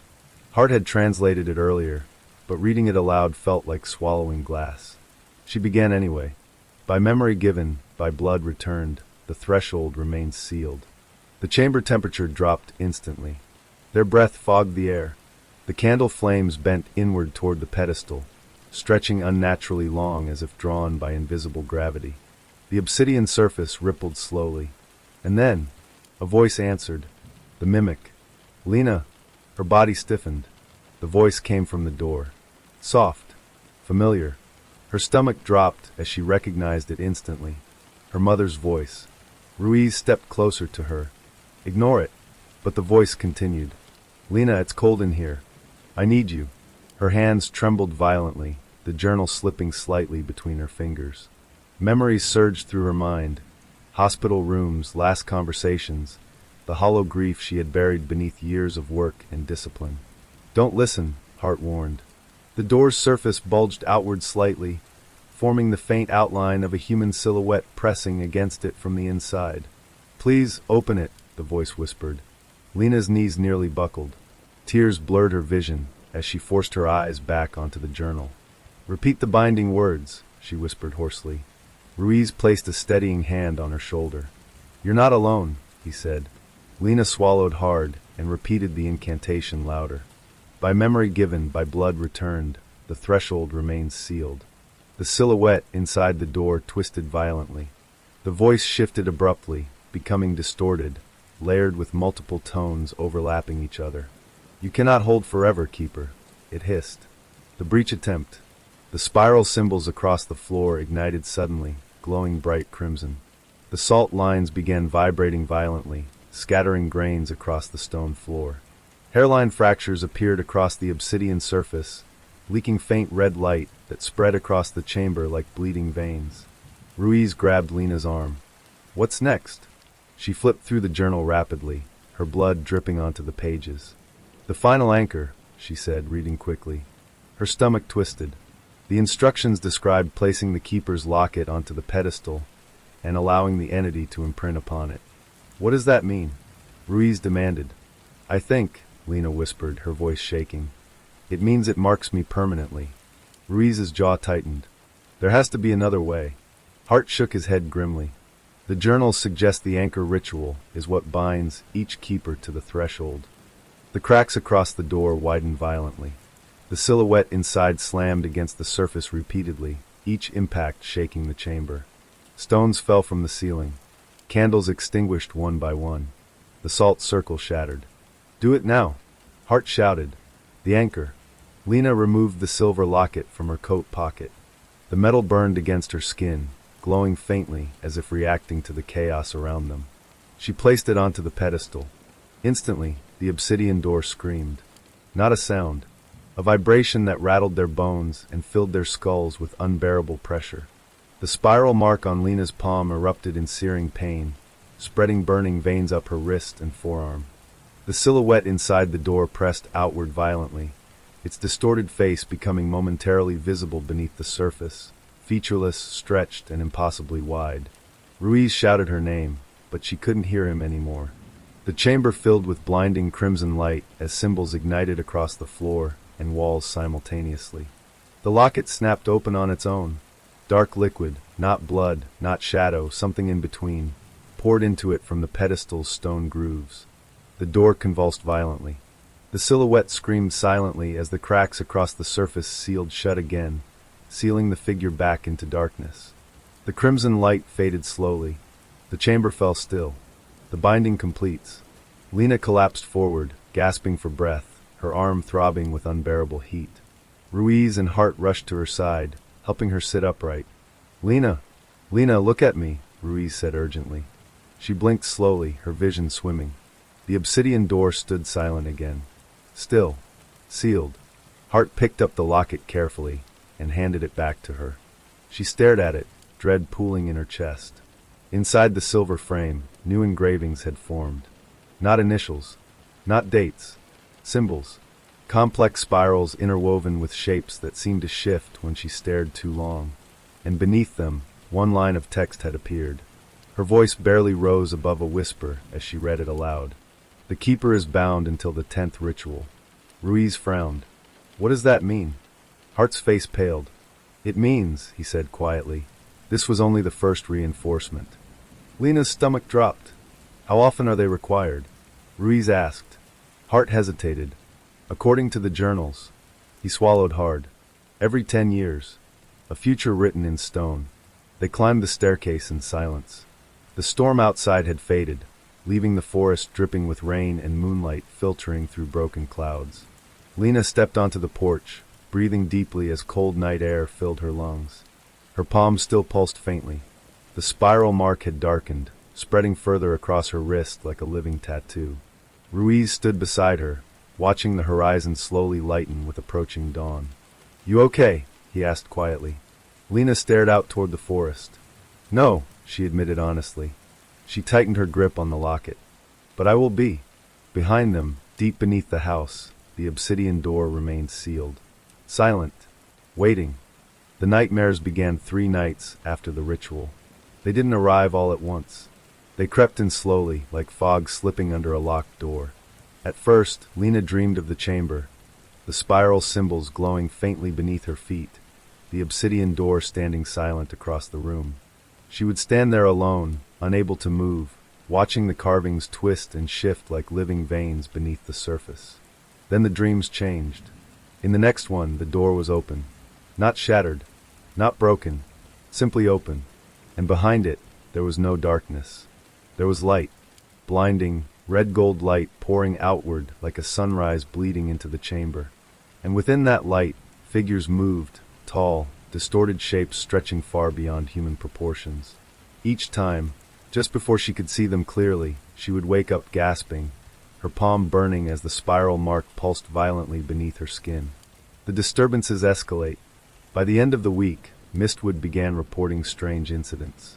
The first call came from a construction site on the edge of town. Workers claimed the ground had split open beneath newly poured concrete, revealing a spiral pattern carved into the earth itself. The second came from a hospital nurse who reported hearing voices whispering patient names through the ventilation system. The third was far worse. A teenage boy vanished from his bedroom without a trace. His window remained locked from the inside. The only thing left behind was a spiral symbol drawn across his bedroom wall using what forensic teams later confirmed was his own blood. Ruiz slammed the case file shut inside the precinct briefing room. "This isn't random escalation," he said. "This is organized. Intentional." Hart nodded grimly. The journals mention periods called threshold weakening. It happens when the entity attempts to expand its influence beyond the chamber. Lena sat silently at the end of the table, her fingers wrapped tightly around the silver locket. The spiral mark on her wrist had darkened further, the lines now extending halfway up her forearm. "You're connected to it," Ruiz said carefully. Lena nodded once. "I can feel it," she admitted. "It's testing the barrier." Hart looked up sharply. "Testing how?" Lena swallowed. "Through fear. Through dreams. Through influence." Silence filled the room. Then she added quietly, "And it's getting stronger." The Keeper's Archive. That night, Lena returned to the Patterson house alone. Ruiz had insisted on coming, but she had refused. Not out of pride, out of instinct. The journals had warned repeatedly that the entity thrived on emotional connections. The more people tied to the Keeper, the easier it could manipulate them. She descended the spiral staircase slowly, her flashlight beam slicing through the darkness. The chamber remained exactly as they had left it, silent, still, but the air felt heavier tonight, pressing against her chest with suffocating weight. She walked along the shelves, studying the recovered journals more closely. For the first time, she noticed something she had missed before. Some lockets had small etchings along their outer rims. Numbers. She grabbed one from the early 1800s. A tiny Roman numeral had been scratched into the silver. 3. Her heart skipped. She grabbed another. 6. Another. 9. Her stomach dropped. She counted backward, matching each numbered locket with journal entries. Each number represented a completed ritual cycle. Each keeper had survived only so many rituals. None had reached 10. The truth revealed. Lena flipped through the final journal recovered from the chamber, the one belonging to Sarah Patterson. Her eyes landed on a page she hadn't noticed before, hidden behind a folded photograph of Sarah as a child. The handwriting was calmer than Sarah's last frantic entry. More resigned. Lena read it aloud, her voice echoing across the chamber. "No keeper survives the 10th ritual." Her pulse hammered violently. She continued reading. "The 10th ritual is not reinforcement. It is release." The words felt like ice sliding down her spine. The keeper is not chosen to guard the threshold forever. The keeper is raised to become the final key. Lena staggered backward, nearly dropping the journal. "No," she whispered. The obsidian door pulsed once. Slow, deliberate, as if responding to her realization. The voice returns. "Now you understand." The whisper slithered through the chamber, echoing from every wall simultaneously. Lena spun toward the door. The surface shimmered violently as the silhouette pressed outward again, clearer than ever before. Its elongated limbs stretched unnaturally across the glossy barrier, fingers splayed wide. "You are not my jailer, Keeper," the layered voice hissed. "You are my gate." Lena's heart pounded as she stepped backward. "You're lying," she said, though her voice trembled. The entity's distorted outline tilted its head slightly. "Read their endings," it whispered. Her mind flashed through the journals, each keeper's final entry abruptly stopping after the 9th ritual. Not one documented the 10th. Not one recorded survival beyond it. The partial breach. Without warning, the spiral symbols across the floor ignited violently, flaring bright crimson. The chamber trembled as deep cracks formed along the obsidian surface, leaking thin beams of red light that spread across the room like fractured veins. Lena dropped the journal and stumbled toward the pedestal instinctively, grabbing her locket. The spiral mark across her arm burned like molten metal. The silhouette inside the door slammed forward violently. The obsidian surface splintered. A long, clawed hand forced halfway through the fracture, its skin translucent and shifting like smoke trapped beneath glass. The chamber exploded with sound, a low, deafening roar that shook the walls and sent glass containers crashing from the shelves. Lena screamed, clutching her locket as memories flooded her mind, not hers. Visions of previous keepers, standing in this chamber, performing rituals, dying, becoming part of the seal. Ruiz's voice crackled suddenly through her radio. "Lena, what's happening?" She gasped for breath. "It's breaching. The door is breaking." The emergency binding. She flipped open the journal desperately, searching through ritual sequences until she found an emergency containment procedure scribbled across the final pages by multiple keepers in different handwriting. If the threshold fractures prematurely, the keeper must offer immediate blood binding. Her hands trembled violently. She raised the ceremonial blade again, slicing deeper across her forearm this time. Blood streamed down her arm, dripping onto the pedestal in heavy crimson drops. The chamber responded instantly. The spiral carvings ignited blinding white instead of crimson. The clawed hand recoiled violently as the obsidian surface began sealing itself again, layer by layer. The silhouette inside shrieked in rage, its voice splitting into dozens of overlapping tones. "You cannot hold me beyond the 10th. Lena collapsed to her knees, pressing her bleeding arm against the pedestal as the chamber vibrated violently around her. "Then I'll rewrite the ending," she gasped. The final fracture sealed shut. The chamber fell silent again. The final warning. Lena lay on the chamber floor, barely conscious, as Ruiz and Hart burst through the hidden passage minutes later. Ruiz rushed to her side, wrapping her arm tightly with gauze while Hart examined the pedestal and door. "She stopped a full breach," Hart said in stunned disbelief. Ruiz helped Lena sit upright. "What happened?" he demanded. She stared weakly at the obsidian door. "I found the truth," she whispered. Hart looked at her carefully. "And?" Lena's voice cracked. "The 10th ritual isn't containment." Ruiz froze. "It's a sacrifice." The chamber remained silent. But deep within the obsidian surface, a faint pulse echoed. Slow, patient, waiting. The hospital room smelled like antiseptic and exhaustion. Rain tapped softly against the window, tracing slow trails down the glass as dawn crept across mistwood. Machines hummed beside Lena's bed, monitoring her heart rate and blood pressure, their steady rhythm the only sign of calm after the chaos beneath the Patterson house. Lena stared at the ceiling, her mind replaying the chamber's last moments over and over. The 10th ritual is release. The words echoed through her thoughts like a countdown she could no longer silence. Ruiz sat in the chair beside her bed, arms folded, eyes shadowed with fatigue. He hadn't left since the emergency binding ritual. Hart stood near the window, flipping through translated journal pages, his expression hollow. Finally, Ruiz broke the silence. "You're not dying for this thing," he said bluntly. Lena turned her head slightly toward him. "I might not get a choice," she replied quietly. Ruiz leaned forward, anger tightening his voice. "Every keeper before you followed the same rules written by people who were terrified and desperate. That doesn't mean they were right." Hart lowered the journal slowly. "History suggests they weren't wrong either," he said carefully. Ruiz shot him a glare. Hart sighed heavily. "The journals confirm the 10th ritual ends with the keeper becoming part of the seal. It strengthens the threshold permanently, but it destroys the keeper physically and psychologically." Silence returned. Then Lena spoke. What if that wasn't their only option? The forgotten entry. 2 days later, Lena returned to the chamber with Ruiz and Hart. Her arm was heavily bandaged, but the spiral mark had spread across her entire forearm now, faint lines pulsing beneath her skin like living ink. They worked through every recovered journal again, cross-referencing timelines, translations, and fragmented entries.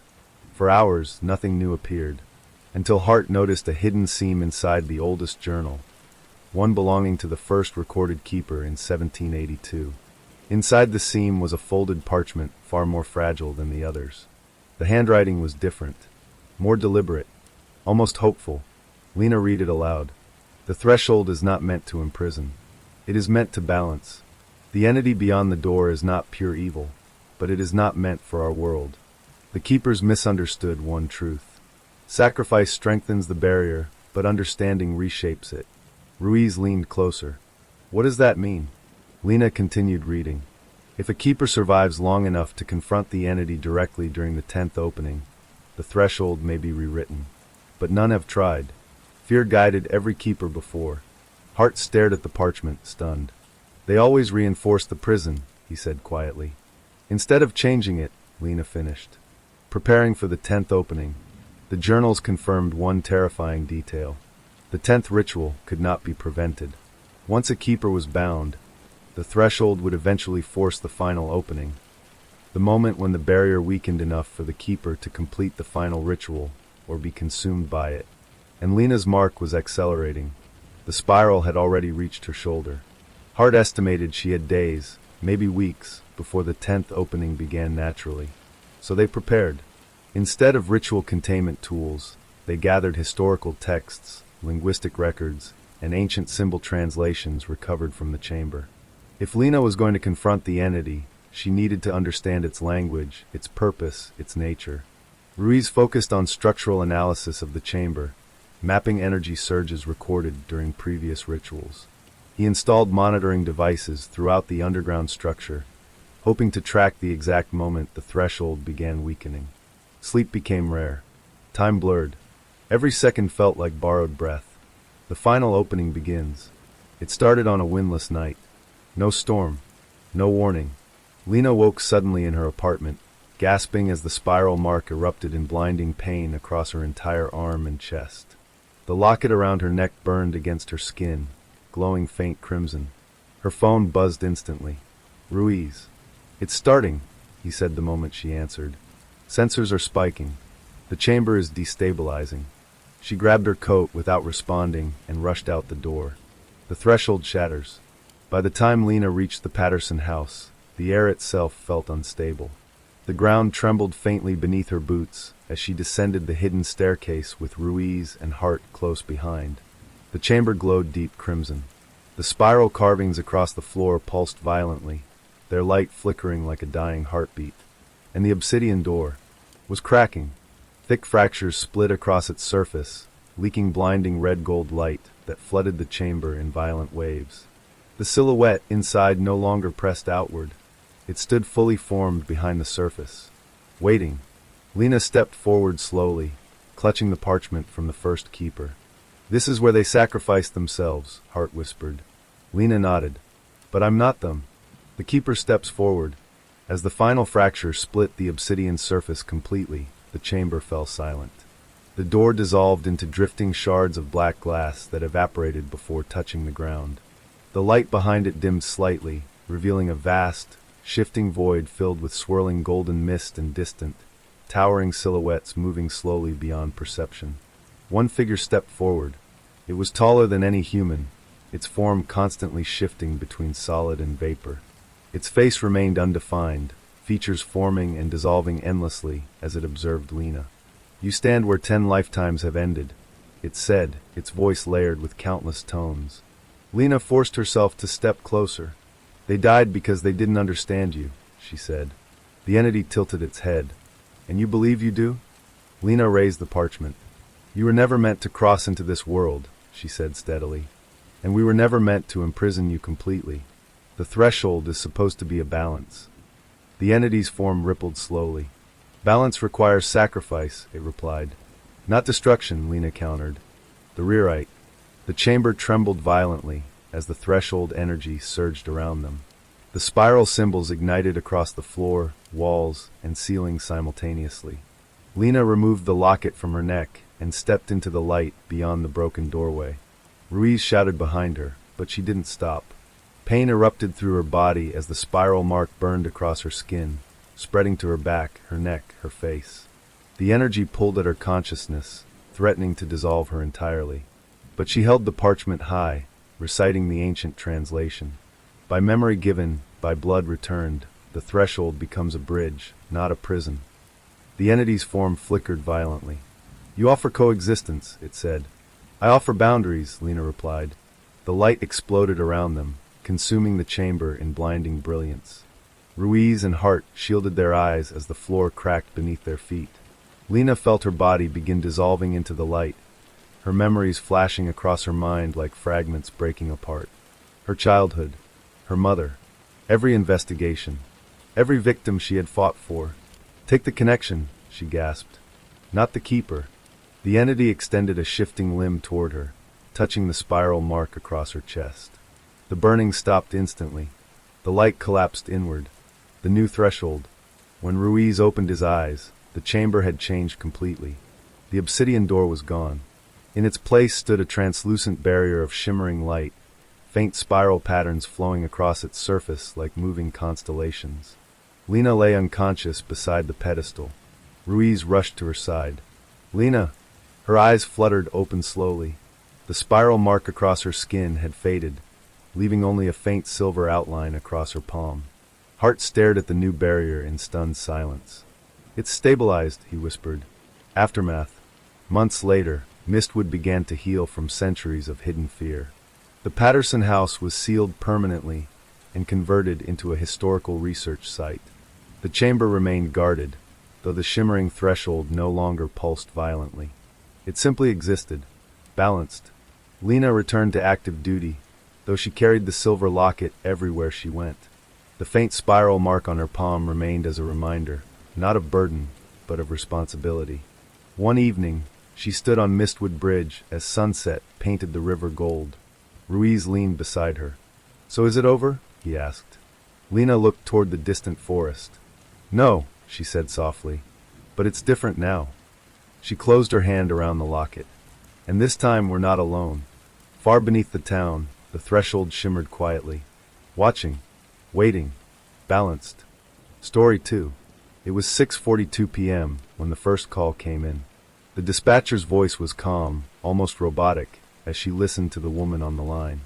But Officer Daniel Mercer, sitting in his patrol car a few blocks away, could hear the tremor in the caller's voice as clearly as if she were sitting beside him. "My daughter, she's gone. I don't know where she went," the woman stammered. Her words came in broken fragments, punctuated by the occasional sob.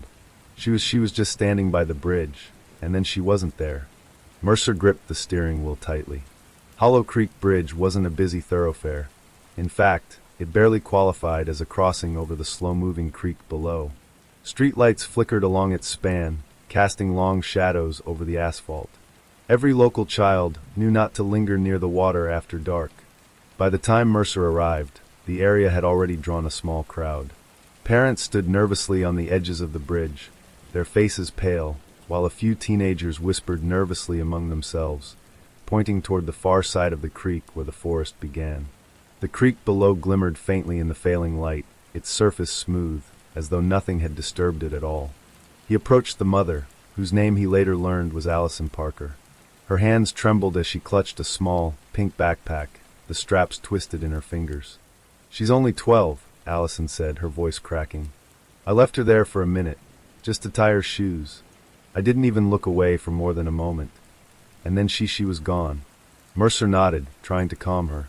"Did anyone see anyone suspicious? Any cars? Anyone near the bridge?" Allison shook her head violently. "No one. It's like she just vanished." The girl's disappearance wasn't the first oddity in Hollow Creek, but something about this one set Mercer's instincts on edge.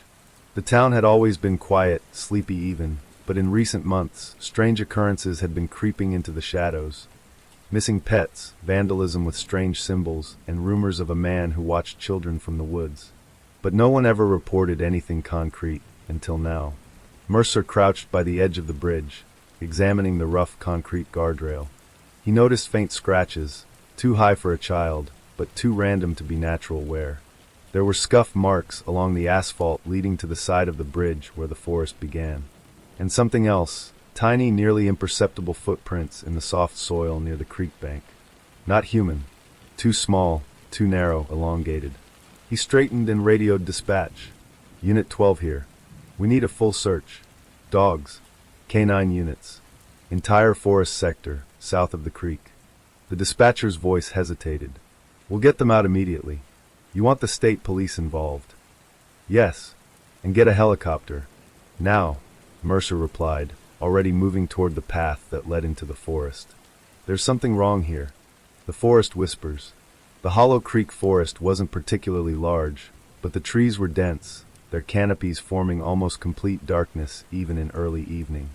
Mercer followed the faint path where the scuff marks led, his flashlight cutting arcs through the misty underbrush. He felt eyes on him, an eerie sensation he couldn't shake. A branch snapped behind him. Mercer swung the flashlight, but there was nothing.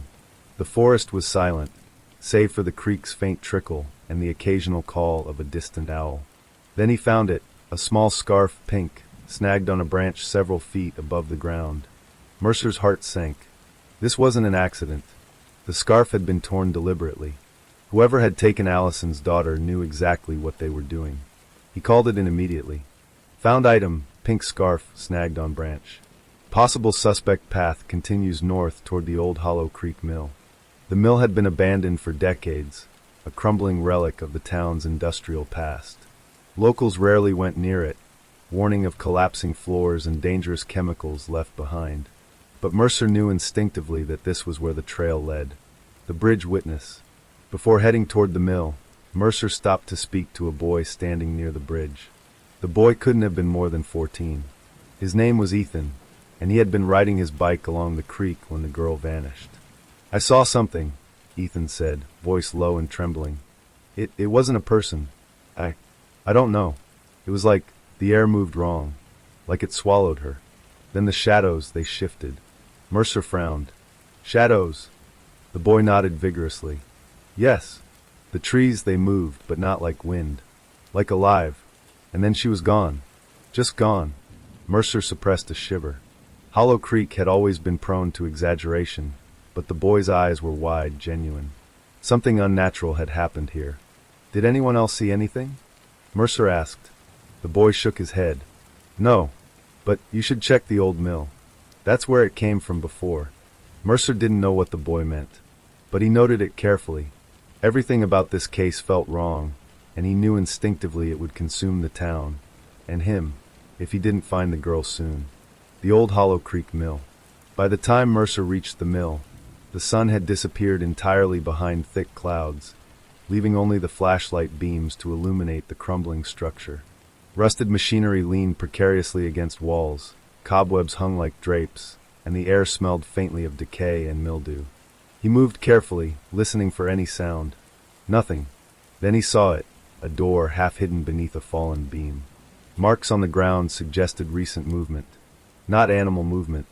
Human. Or something else entirely. Mercer radioed in. "Possible suspect hideout or victim location. Need backup at the mill immediately. All units proceed with caution."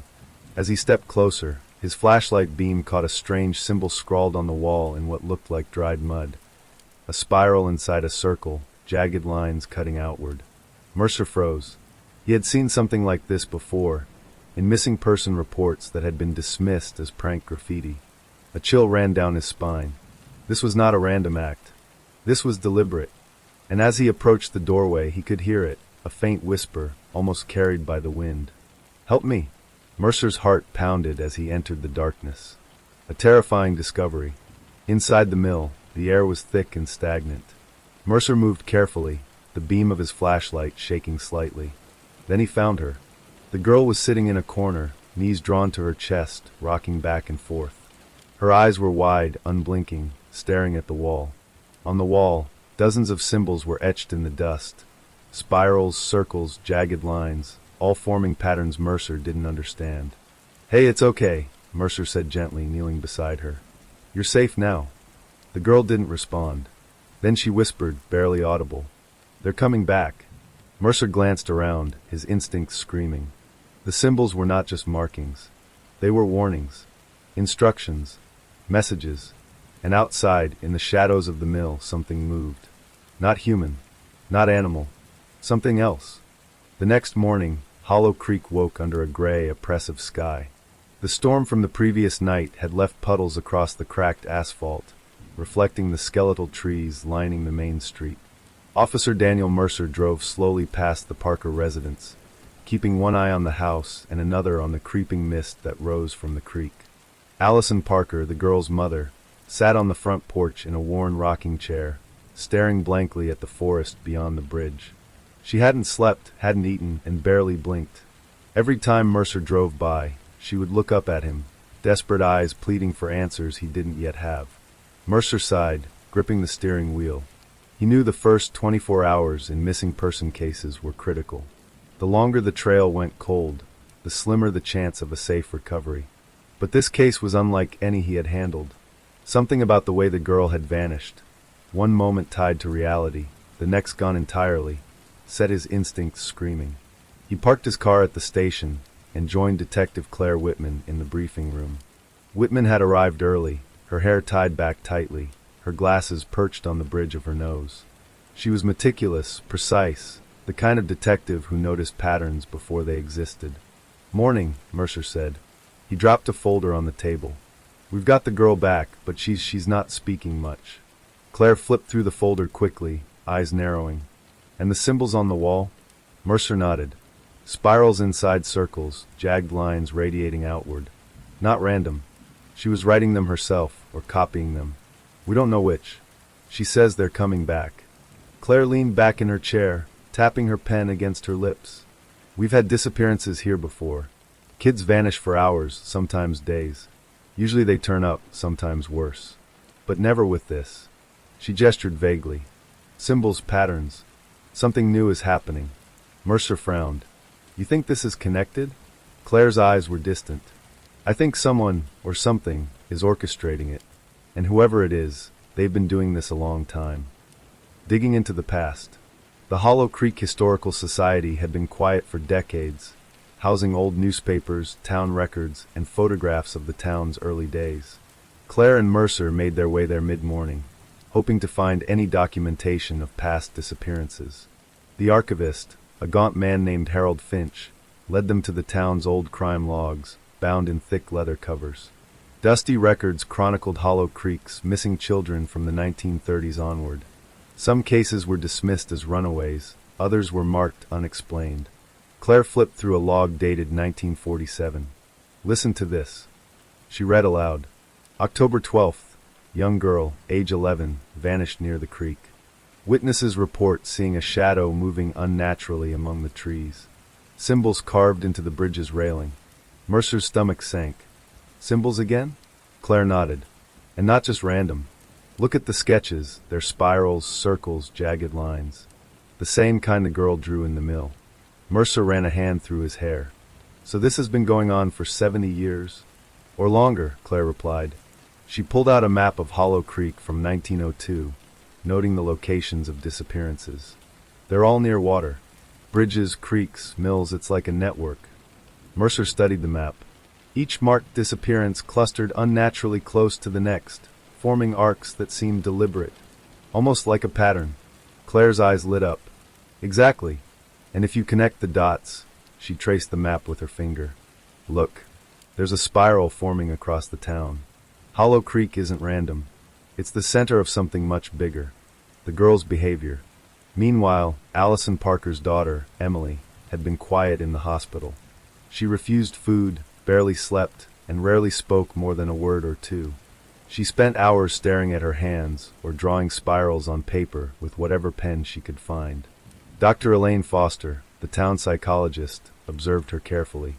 "She's not in shock, at least not the typical kind," Foster told Mercer and Claire. "Her mind is fixated, obsessive. The drawings, the whispering, it's like she's trying to map something. She's aware of patterns adults can't see. Something she knows we don't." Mercer frowned. "Patterns of what?" Foster shook her head. "I don't know, but she seems certain someone, or something, is following her. She believes the symbols protect her, or guide her." Claire exchanged a glance with Mercer. "The patterns aren't just historical, they're predictive. Maybe the girl sees what the perpetrators plan next." Foster nodded. "Yes, if we can decode her drawings, we might predict the next target or the next location." Mercer grimaced. "Or the next danger. A breakthrough." Later that afternoon, Mercer returned to the Hollow Creek Bridge with the girl in tow. Emily clutched a small notebook, her fingers trembling, and scribbled furiously as they walked. Claire and Mercer followed her across the bridge, scanning the surroundings. She paused midway, pointing toward the creek. "There," she whispered. Beneath the bridge, the water ran deeper and darker than usual. Mud along the bank had impressions, elongated, narrow, unnatural footprints. Mercer crouched to examine them. "They're the same as last night," he said. "Same as the mill." Emily nodded solemnly.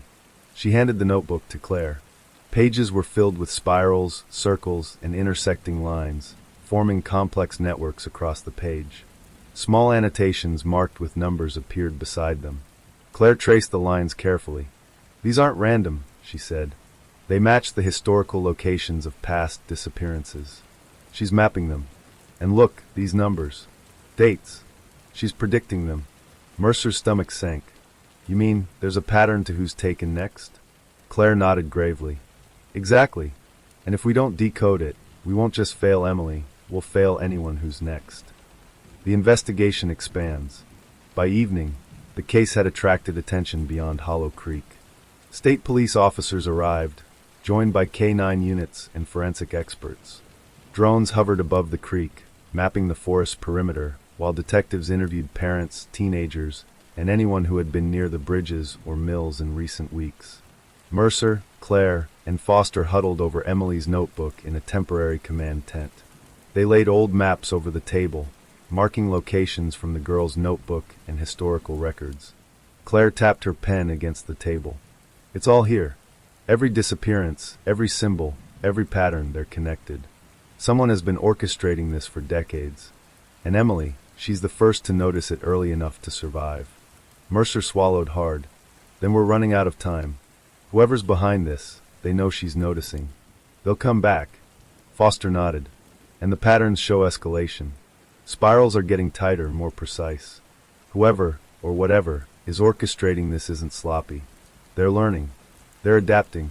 Claire pointed at a series of numbers Emily had written, corresponding to dates of past disappearances. "The next date, it's only 2 days from now." Mercer's fists clenched. "Then we need to act fast. Patrol every bridge, every mill, every access point to the creek. We can't let this happen again." A shadow in the mist. That night, Mercer returned alone to Hollow Creek Bridge to watch the area. Fog rolled in from the creek, curling across the asphalt like pale fingers. Streetlights reflected dimly off the wet surface, creating phantom shapes in the mist. He checked his flashlight and radio, scanning the perimeter. The forest remained still. Too still. Then he saw movement, barely perceptible, at the edge of the treeline. A figure. Tall, thin, unnaturally still. Mercer's pulse quickened. He raised his flashlight. The beam cut through the fog, illuminating nothing. He lowered it. The figure remained. Watching. Waiting.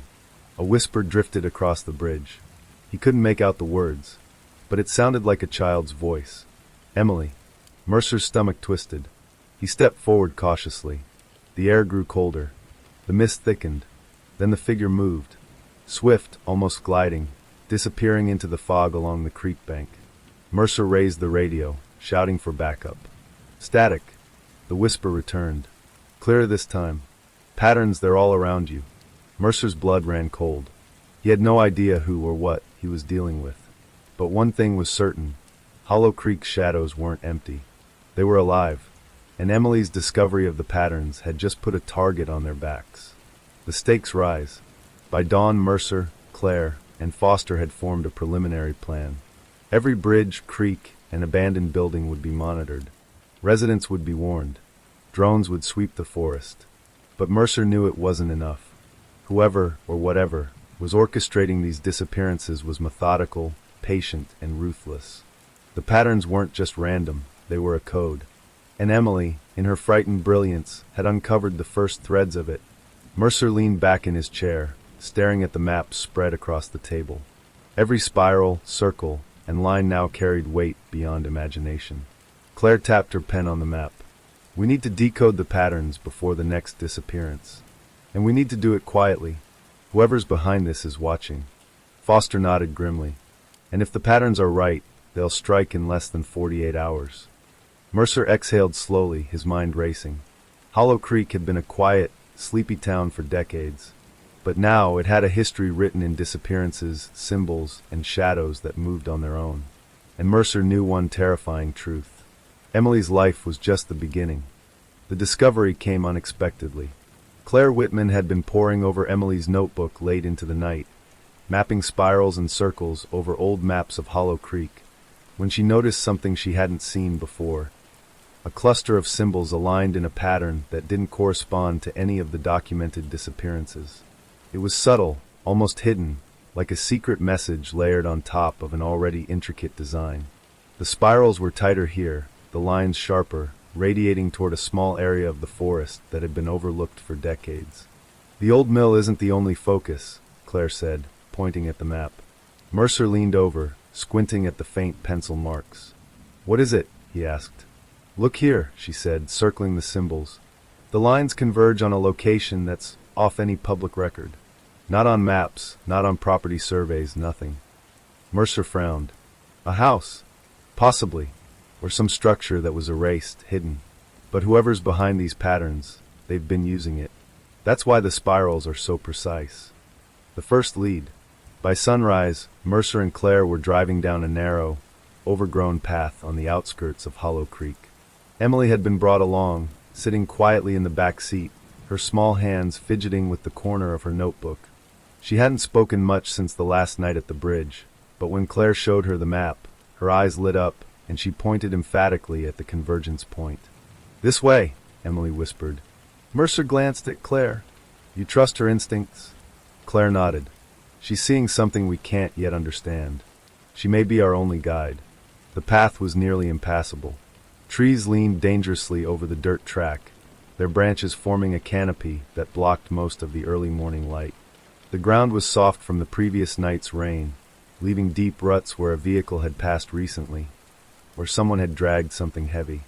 At the end of the path, they found a clearing, and in the center, partially hidden by overgrown ivy and the remnants of a collapsed fence, stood the house.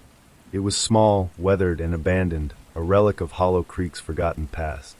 Its roof sagged, shingles missing, and the windows were dark and cracked. But the moment they stepped closer, Mercer felt it. The air was different here, heavier, charged. Something watched from within the shadows of the house. Emily walked toward the front door without hesitation. "They're inside," she said softly. Mercer called out, "Who's inside?" "Show yourself." Only silence answered him. Inside the hidden house. Claire led the team inside carefully, flashlights sweeping the interior. Dust lay thick on the floorboards, and the air smelled of mildew and decay. Old furniture leaned against the walls, broken and abandoned, and layers of cobwebs hung like drapes from the ceiling. But the real evidence was on the walls. Symbols. Spirals inside circles, jagged lines, and strange intersecting patterns covered every flat surface. Some were scratched into the wood, others drawn in faded ink, others scrawled with what appeared to be dried mud. Emily knelt beside a particularly large spiral near the staircase, tracing the lines with her finger. "It's all connected," she whispered. Mercer frowned. "Connected how?" Emily looked up, eyes wide. "The spirals show movement. Paths. They're instructions for them, or for us." Claire's heart sank. "For them?" Emily nodded. "They plan, they watch, they know where we go. And they've been here before." Mercer crouched, examining the floor. Faint footprints crisscrossed the room, some too small for an adult, others strange, elongated. "Not human." "It's like a training ground," Mercer muttered. "Or a hub." Claire nodded slowly. "A hub for the disappearances. Every missing child had some connection to this area. If we can map these spirals, we might find the next location before it's too late." The basement. A creaking floorboard gave them pause, but Mercer led the way down a narrow staircase to the basement. The air grew colder with every step, carrying the unmistakable scent of damp earth and rot. The basement was surprisingly large, far bigger than the house above suggested. Against one wall, shelves held dozens of dusty boxes and notebooks, some bound in leather, some in simple cardboard. Most were filled with pages of symbols, spirals, and strange annotations in handwriting that varied wildly, some young and careful, some erratic and old. Claire picked one up, flipping through pages that looked decades old. "These aren't random," she said. "They're ritual logs. Dates, names, patterns. Someone documented every disappearance." Mercer frowned. "Every disappearance? How many?" Claire shook her head. "At least 50. But some pages are missing, torn, burned, or removed entirely. Whoever maintained this, they didn't want anyone to see the whole picture." Emily wandered further into the basement, pausing at a spiral drawn on the floor. She knelt and traced the lines with her fingers. "They follow this like a path," she whispered. Mercer knelt beside her. "A path to what?" Emily didn't answer, her small fingers shaking as she followed the spirals across the floorboards. "They go to the center," she finally said. "The center, the door. The secret door." Claire's flashlight beam landed on a section of wall that didn't seem aligned with the others. The texture of the wood was subtly different, and a faint draft slipped from its edges. Mercer pressed against it. It gave slightly under his hand. With a shove, the wall swung inward like a door, revealing a narrow corridor leading further underground. Emily gasped softly. The center. They stepped into the corridor. The air was cold, damp, and smelled faintly of earth. The walls were carved with spirals, their lines glowing faintly in the beam of the flashlight, as though the symbols were alive. Mercer felt an unsettling shiver crawl down his spine. The corridor twisted downward in a spiral pattern, matching the drawings in Emily's notebook. Each step echoed like a heartbeat, slow and rhythmic. Claire whispered, "It's like they built the house to hide this, or to protect it." "Protect it?" Mercer asked. "Or themselves," she replied. "Whatever's orchestrating these disappearances, this is their lair." A hidden room. At the end of the corridor, the walls opened into a circular chamber. Candles, long extinguished, were arranged around the perimeter. Dusty remnants of furniture formed a crude circle. But the center was what made Mercer's blood run cold. A pedestal, carved from stone, held a small notebook. Symbols radiated outward across the floor in intricate patterns, matching Emily's drawings exactly. Emily stepped forward. "They planned everything here," she whispered. "Every disappearance, every symbol, it's all part of the same spiral." Claire examined the pedestal. "This isn't just a hideout. It's a control center." Mercer's flashlight caught movement at the edge of the chamber. Shadows flickered along the walls, though no one else was present. "Do you feel that?" Mercer whispered. Emily nodded. "They're here, watching, waiting." The first clue. The notebook on the pedestal was brittle, yellowed with age. Claire carefully opened it. The first page contained a date, 1932. Each subsequent page recorded a child, the location where they were last seen, and a series of spirals and numbers. Some entries had annotations, resisted, taken early, or observation only. Claire's eyes widened. "This isn't just a map, it's a schedule." Mercer frowned. "A schedule for what?" "Abductions," Claire said quietly. "And possibly rituals. Whoever maintained this house, they were organizing disappearances for decades." Emily is the first to notice the pattern before it's too late. Emily stared at the notebook, tracing the spirals with trembling fingers. "The next one," she whispered. "It's coming soon. They'll take someone else." Mercer's stomach tightened. "Then we don't have time. We need to alert the town. Patrol the bridges, the creek, the woods. We need every resource we can get." Claire nodded grimly. "And we need to decode the rest of this notebook. Every spiral, every symbol, every line. We need to predict them before it's too late." The shadows close in. As they prepared to leave, Mercer felt a cold draft sweep through the chamber. Shadows shifted along the walls, moving independently of any light source. A whisper, barely audible, reached his ears. "You shouldn't be here." Mercer froze. Emily clutched his hand. "Who's there?" he demanded, but the chamber was silent. Only the spirals remained, glowing faintly, a haunting reminder of the hidden house's secrets. He realized then that Hollow Creek was far darker than anyone had imagined, and that the house, hidden for decades, was only the beginning. The orchestrator of the disappearances was still out there, watching, waiting, and preparing the next move. And Mercer knew the spiral's path was far from over.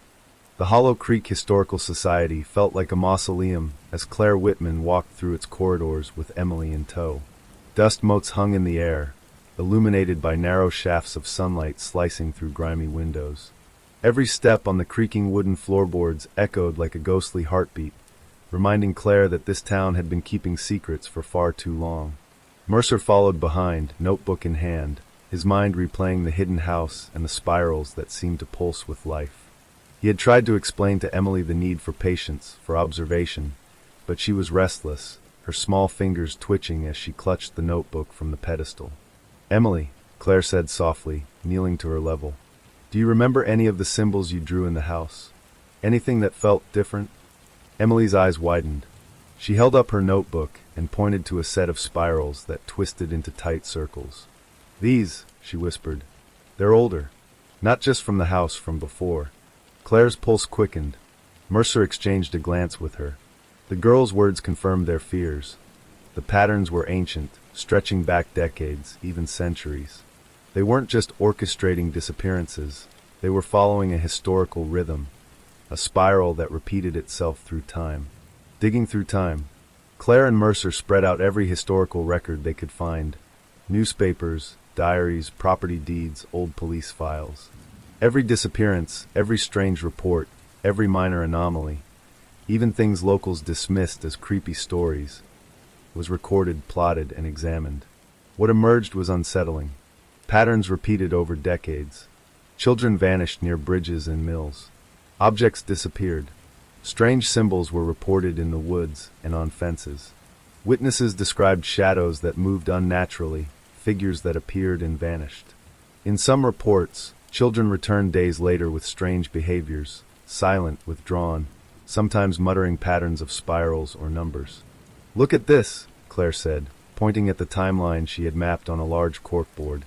Dates aligned in spirals radiating outward from Hollow Creek, with clusters of disappearances forming tight, repeating loops every 20 to 30 years. Mercer leaned in, frowning. "It's like someone or something is repeating history. Almost like a clock. Every generation has its pattern." Emily tugged on his sleeve. "The spirals, they're like time," she whispered. "They spin, but always come back to the same point. They're waiting for us to follow them." Claire and Mercer exchanged another glance. Emily's observation wasn't childlike imagination, it was insight. She was seeing the rhythm, the cycle the orchestrator had been using for decades. The first connection. They traced the oldest disappearances, going back to the 1920s. One case stood out.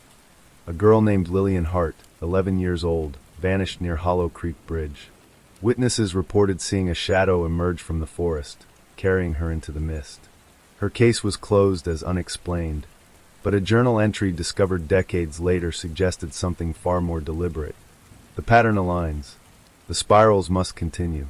The next generation will witness the cycle. Claire turned the page. Someone has been documenting this. Someone has been orchestrating it. And the spirals, their instructions, a method to guide events over generations. Mercer rubbed his forehead. "You're saying someone has been planning this for nearly 100 years?" Claire nodded grimly. "And if the patterns hold, it's happening again now. The girl we saved, she's part of the next loop." Emily leaned over the table, tracing a spiral with her finger. "They're always watching," she said. "Waiting. And the center is Hollow Creek. The hidden mechanism." Claire remembered the hidden house and the basement chamber filled with spirals and symbols. She realized the house wasn't just a hideout. It was a control center, a nexus of the orchestrator's influence. "The spiral isn't just a pattern of disappearances," she said. "It's a map, a schedule, a clock. And whoever set this in motion, they've built their entire system around it." Mercer frowned. "You mean it's like a machine?" "In a sense," Claire said. "A machine that uses fear, history, and ritual to repeat itself over decades. They've been refining it for generations. And now Emily has triggered the next cycle." Emily's eyes were wide. "Will they come for me?"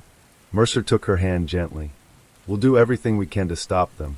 Claire, however, was already thinking ahead. "We need to understand the mechanism itself. The pattern isn't just in the past, it's predictive. If we can decode it, we can anticipate the next event, and maybe break the cycle." A breakthrough in the archives. They returned to the archives the following day, tracing property records and historical events. One name kept appearing, Elias Crowley. He was a recluse who lived in Hollow Creek during the 1930s.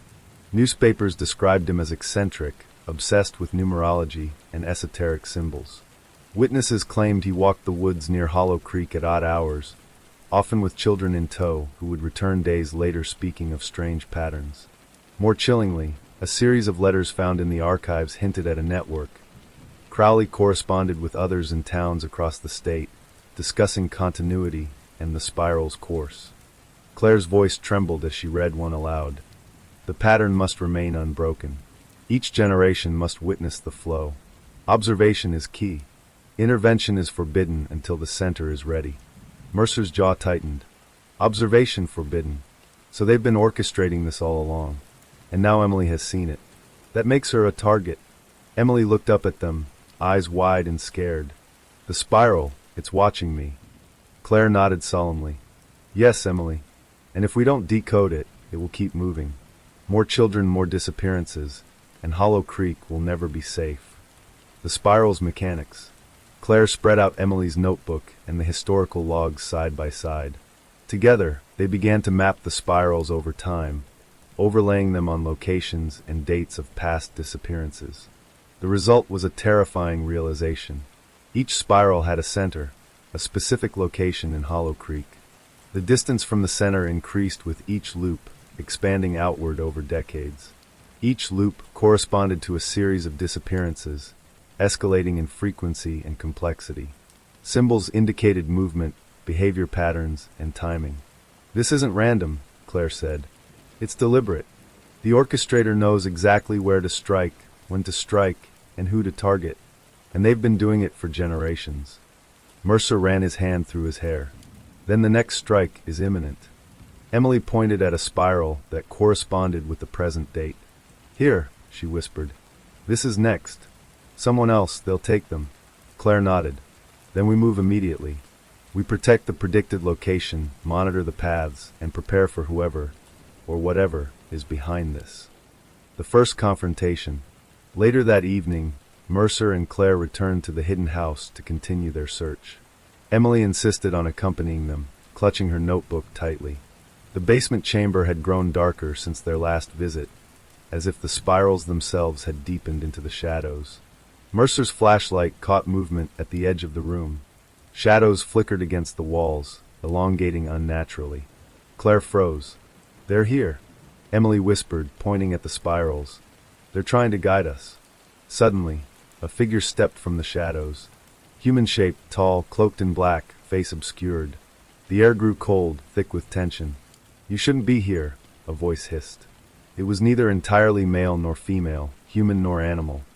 It carried layers of sound, like multiple voices speaking at once. Mercer stepped forward. Who are you? What do you want? The figure tilted its head, observing Emily. She sees too much, it said. The cycle must continue. Claire raised a hand. Not if we can stop it. The figure laughed softly, a sound like leaves rustling in a storm. Stop it? You cannot stop the spiral. It has existed before you were born. It will exist after you are gone. Emily stepped forward, holding her notebook high. The spiral doesn't control me, she shouted. I see the pattern. I know what comes next. The figure recoiled slightly, a ripple passing over its shadowy form. Perhaps we underestimated her. A dire warning. The figure vanished as suddenly as it had appeared, leaving the room colder, the shadows longer. Mercer and Claire exchanged grim glances. Emily's voice was small. They're going to come back, and they'll bring others. Claire nodded, swallowing hard. Yes, and we have to be ready. The spiral isn't just history, it's prophecy, and we're running out of time. Mercer's eyes hardened. Then we follow the spiral. Every symbol, every line, every shadow. We'll decode it, and we'll break the cycle before it claims another child. Emily's small hand tightened around her notebook. We have to stop them before the next one disappears. And somewhere in the shadows of Hollow Creek, the orchestrator watched, waiting for the next loop, the next strike, the next victim in the spiral of time. Hollow Creek had always had its landmarks. The bridge, the old mill, the river bend that locals called Widow's Curve. But none loomed as ominously as the tower, a tall, crumbling structure built in the late 1800s as a water observation point. It had long been abandoned, left to rot on a hill overlooking the town. Its silhouette cut a jagged line against the gray sky, a sentinel that had seen decades of secrets. For Claire Whitman and Officer Daniel Mercer, the tower had become the focus of their investigation. The spirals from Emily's notebook pointed unmistakably to it. Every line, every intersection, every circle led to that hill. And if the orchestrator's pattern held, it would be the site of the next disappearance. Preparing for the climb, by mid-morning, the investigative team had gathered at the foot of the hill. The tower, half swallowed by vines and moss, seemed even more foreboding in person. Its windows were black pits, the walls scarred by weather and time. Any idea what we'll find inside? Mercer asked, adjusting his flashlight. Claire shook her head. It's a prediction point. The spirals suggest someone will be there, watching or preparing. This could be where the orchestrator keeps their instruments. Emily clutched her notebook. I can feel it. The spirals are tighter here. The center is here. Mercer's jaw tightened. Then we go carefully. We don't know if it's just a trap or worse. Ascending the tower. The climb was treacherous. Loose stones threatened to give way underfoot, and the iron staircase, rusted and squealing, groaned with every step. Mercer led the way, Claire following closely, flashlight beams dancing across peeling paint and spiderwebs. Emily's small steps were surprisingly sure, as if she had walked the path before in the spiral's pattern. Halfway up, Mercer froze. A faint scratching echoed above them. It was slow, deliberate, almost rhythmic. Did you hear that? He whispered. Claire nodded. Someone or something is already here. Emily stopped at the top of the spiral staircase, pointing toward a broken window. Outside, the mist swirled like a living thing. Through the fog, they could see shadows moving at the edge of the woods, circling, watching. They know we're here, Claire said, swallowing hard. Mercer nodded. Then we make this count. We can't let them escape again. The observation room. At the top of the tower, they found an observation room. Broken windows allowed the wind to whistle through jagged openings. Dust covered every surface, but Mercer immediately noticed the floor was different. Clean, as if someone had been here recently. Emily ran to the center of the room, kneeling beside a chalk circle drawn on the floor. Symbols similar to those in her notebook radiated outward. They're tracking the pattern, she whispered. The next target, they're planning it here. Claire examined the chalk lines. It's more than planning. These markings match dates, names, every past disappearance. She traced a line connecting the chalk spirals to the top of the staircase. This is their command center. Mercer's voice dropped to a whisper. And whoever is orchestrating this is probably still inside the building or watching from the forest. A sudden attack. Suddenly, the wind shifted, and the shadows outside condensed. From the broken window, a figure lunged, a blur of black, moving faster than humanly possible. Mercer reacted instinctively, tackling the figure to the ground. Claire drew her weapon, but the figure struggled with unnatural strength, slamming Mercer against the wall. Emily screamed, clutching her notebook to her chest. The figure's face remained hidden under a hood, but its voice was a harsh whisper. You cannot stop the spiral. The cycle continues. Claire aimed her flashlight directly at the intruder, revealing glimpses of a strange mask, something carved in the same spiral patterns that Emily had been following. Mercer tackled the figure again, managing to push it toward the window. Then, just as suddenly as it had attacked, the figure vanished into the mist outside, leaving only the echo of its laughter. Emily sank to the floor, trembling. They're too strong, too fast, the spirals, they're alive. Mercer knelt beside her. It's okay. We're still here. We survived. And we'll stop them. Decoding the next step. Claire knelt beside Emily's notebook. We can't chase shadows, she said. We need to decode the next target from the spirals themselves. The tower is a hub. They use it to calculate the next strike. Emily flipped pages rapidly. The lines they point, the creek, near the old train tracks, that's next. Mercer's stomach tightened. The tracks near Hollow Creek Station? Children play there, families walk along the platform every evening. We have to move fast. Claire nodded. We'll set surveillance, block exits, and wait. Whoever's planning this, they expect us to make mistakes. We won't. Emily pointed to a small spiral near the center of the notebook. If we don't stop them here, the spiral will grow tighter. More disappearances, more cycles. Mercer exhaled slowly. Then we prepare. Every route, every bridge, every path along the tracks. No one goes in or out without us knowing. The town on edge. As night fell, Hollow Creek grew tense. Patrols were set along the creek, bridges, and the abandoned tracks. Residents were warned to stay indoors. Drones hovered over the forest, and Claire coordinated a team of state police, K-9 units, and local volunteers. But Mercer couldn't shake the feeling that the spiral wasn't just in the symbols or the patterns. It was in the town itself. Hollow Creek seemed alive, as if the very streets, trees, and shadows were part of the orchestrator's plan. Emily sat quietly in the command tent, tracing spirals with her finger on the table. Her face was pale, but her eyes were sharp. "They're coming tonight," she said. "The spiral, it moves fast." Claire leaned over her shoulder. "We'll be ready. We have to." Mercer watched the forest edge through the tent's open flap. The mist swirled unnaturally, and shapes seemed to form within it, tall, thin figures moving in patterns that mirrored the spirals. "They're out there," Mercer muttered, "and they're not human, or at least not entirely." The night before the strike. As midnight approached, the tension in Hollow Creek reached a breaking point. Mercer and Claire positioned themselves along the predicted paths, flanking the tracks where Emily had indicated the next target would be. Emily was carried along in a protective arm, her notebook clutched tightly.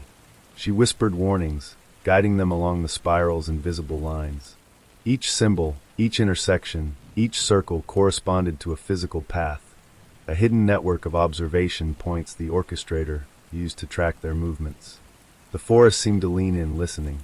Shadows twisted unnaturally, and the sound of distant whispers carried faintly on the wind. Mercer kept his hand on his weapon, eyes scanning the darkness for any sign of movement. Claire whispered into the radio, coordinating teams. "Stay alert. Any movement, any disturbance, report immediately. The next victim is due any moment." Suddenly, the first figure emerged from the mist, tall, cloaked, and moving with unnatural speed. Mercer aimed, but the figure vanished before he could act. Emily shouted, pointing. "Over there! Follow the spiral." Claire and Mercer sprinted toward the path she indicated, flashlight beams cutting through the fog. Shadows twisted around them, shapes moving faster than human reflexes should allow. And then they saw it, a small figure, a child, being guided toward the tracks. The child hadn't noticed the danger yet, too small to understand the threat. Mercer's heart pounded. This was the moment they had been preparing for, the confrontation that would test every instinct, every clue, every line of the spiral they had been deciphering. The tower's true purpose. As they approached the child, Mercer realized something terrifying. The tower had not just been a lookout. It had been the orchestrator's calculation hub, a vantage point to manipulate the spiral, plan the cycles, and select targets with chilling precision. "The tower, it's a control point," Claire muttered. "They've been using it to choreograph disappearances for decades, and now we're in their rhythm." Emily's hand gripped Mercer's arm. "We have to break it tonight." Mercer's eyes narrowed. "We will, but we do it carefully. One wrong move, and the spiral grows. One wrong move, and we lose more children." As the first figure drew closer to the tracks, the fog thickened, the spiral's rhythm pulsing around them like a living thing. Mercer, Claire, and Emily knew one truth. The orchestrator would not yield easily, and Hollow Creek's darkest secret was about to reveal itself. The night was far from over.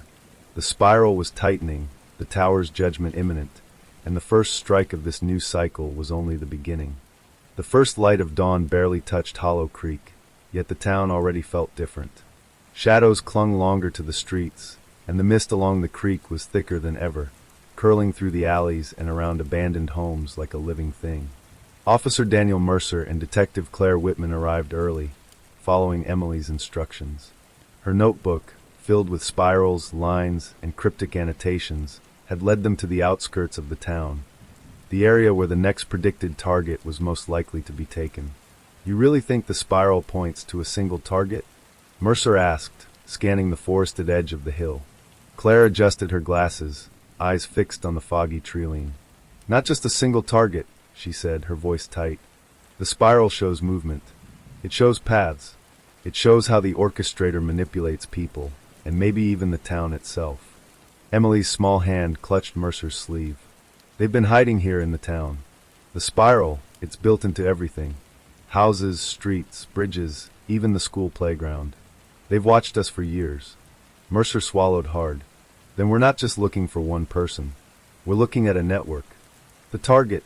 The spiral led them to an abandoned row of houses along the edge of town, dilapidated structures once owned by Hollow Creek's oldest families.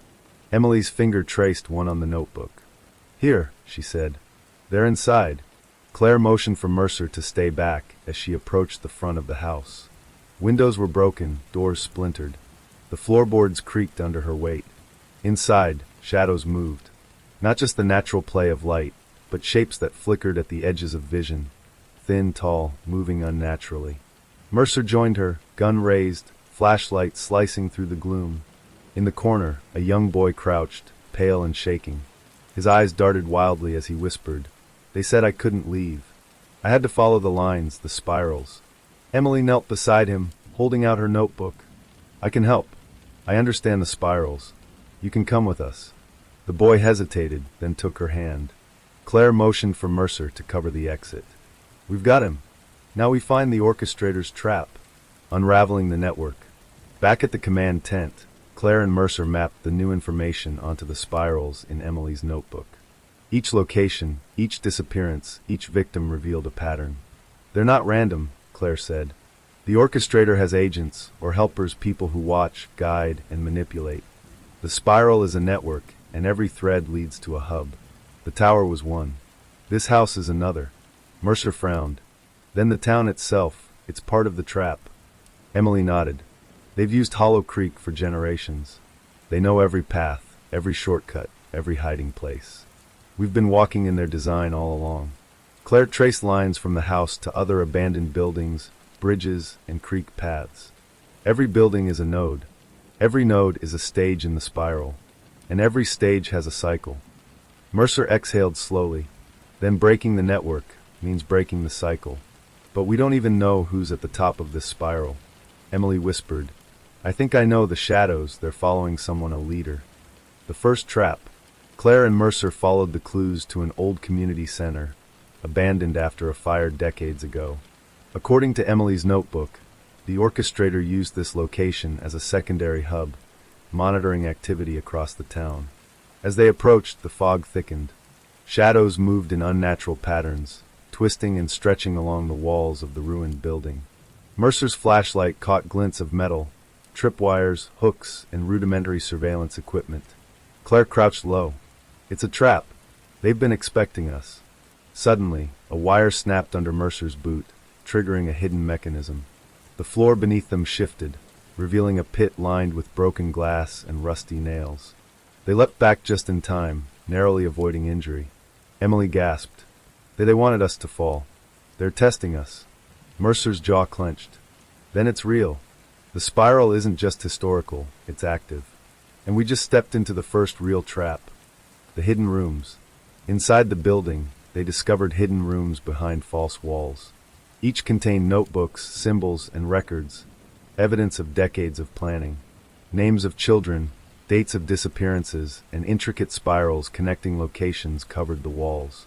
Claire scanned the pages. This is more than a record. It's instructions. Someone has been orchestrating disappearances for generations, teaching others how to maintain the spiral. Mercer nodded grimly. And now they're using Emily's insight to adapt. They've realized she sees the pattern. That makes her dangerous to them. Emily pointed to a spiral drawn in the corner of one page. "Here, the next victim. They'll take someone tonight, unless we stop them." Claire set her jaw. "Then we stop them. Every route, every exit. We block the spiral's path before it reaches the next node." The surveillance operation. That night, Hollow Creek was alive with quiet tension. Claire coordinated a network of volunteers, officers, and K-9 units. Drones hovered over forests and streets, flashlights swept across abandoned structures, and patrols were stationed along every predicted route. Emily guided them using her notebook, pointing to intersections and nodes in the spiral. Each point revealed hidden vantage points, observation routes, and likely traps. Mercer kept his gun ready, scanning the darkness. "It's too quiet," he muttered. "They're waiting for us to make a mistake." Emily whispered, "They're learning. They adapt. But they make patterns, always patterns. If we follow the spiral, we can predict them." Claire nodded. "Then we follow every line, every shadow, every signal. We anticipate and we act."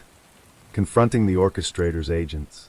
Around midnight, movement was detected near a cluster of abandoned houses. Figures emerged, cloaked, moving in the unnatural patterns Emily had predicted. Mercer and Claire split, moving along the predicted paths. They intercepted two agents trying to corner a child near the creek. Mercer tackled one, struggling as the figure resisted with strength far beyond normal.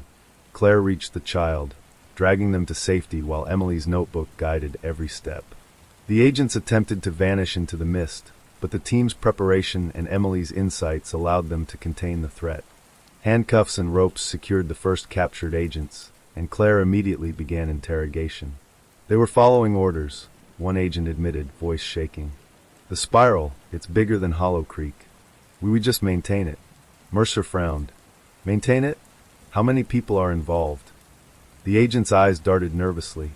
Too many, and the leader, you can't stop the spiral. The tower, the notebooks, the nodes, it all continues. Emily clenched her notebook. We have to stop it. Tonight. Uncovering the town's secrets. The agents revealed more than they expected. Hollow Creek itself had been a central hub for decades. Residents, either complicit, coerced, or entirely unaware, had been used to maintain the spiral. Children had been watched, recorded, and guided along invisible paths, all feeding into the orchestrator's cycle. Claire realized the horrifying truth. The spiral wasn't just a series of disappearances. It was a town-wide operation, meticulously maintained for generations. And Emily's insight had disrupted the pattern, forcing the orchestrator to act sooner than expected. Mercer shook his head. So the town itself, it's part of the trap. Claire nodded grimly. Yes, and now we know why the spiral is so precise. Every street, every alley, every building was used as a node. And if we don't dismantle it, the cycle will continue forever. Emily whispered, we can stop it. We have to. Mercer tightened his grip on his weapon. Then we find the leader. We follow the nodes. And we break the spiral at its source. The first major victory. By dawn, the first agents had been captured and one child rescued. Emily's insight had allowed the team to predict movements, anticipate traps, and intervene before the orchestrator could strike again. But the victory was bittersweet. The town's secrets ran deeper than anyone had imagined. Hollow Creek had been a silent participant in decades of orchestrated terror, and the orchestrator, the person or entity controlling the spiral, remained at large, watching from the shadows, planning the next move. Claire looked at Mercer, her eyes hard. This is bigger than we thought, but we've made progress. The spiral is starting to unravel, and the next strike will be ready. Mercer nodded. But we can't get complacent. They've been doing this for decades, and they won't stop until the spiral completes, or until we stop them. Emily stood beside them, clutching her notebook tightly. We'll stop it. Together. And somewhere in Hollow Creek, hidden in plain sight, the orchestrator was already preparing the next trap. The spiral's deadly design continued to move forward, and Mercer, Claire, and Emily were racing against time to break the cycle before another child vanished. The spiral was more than a pattern. It was alive. Claire Whitman had long suspected that the orchestrator, whom they now referred to as the architect, was not just an abstract presence guiding events from the shadows.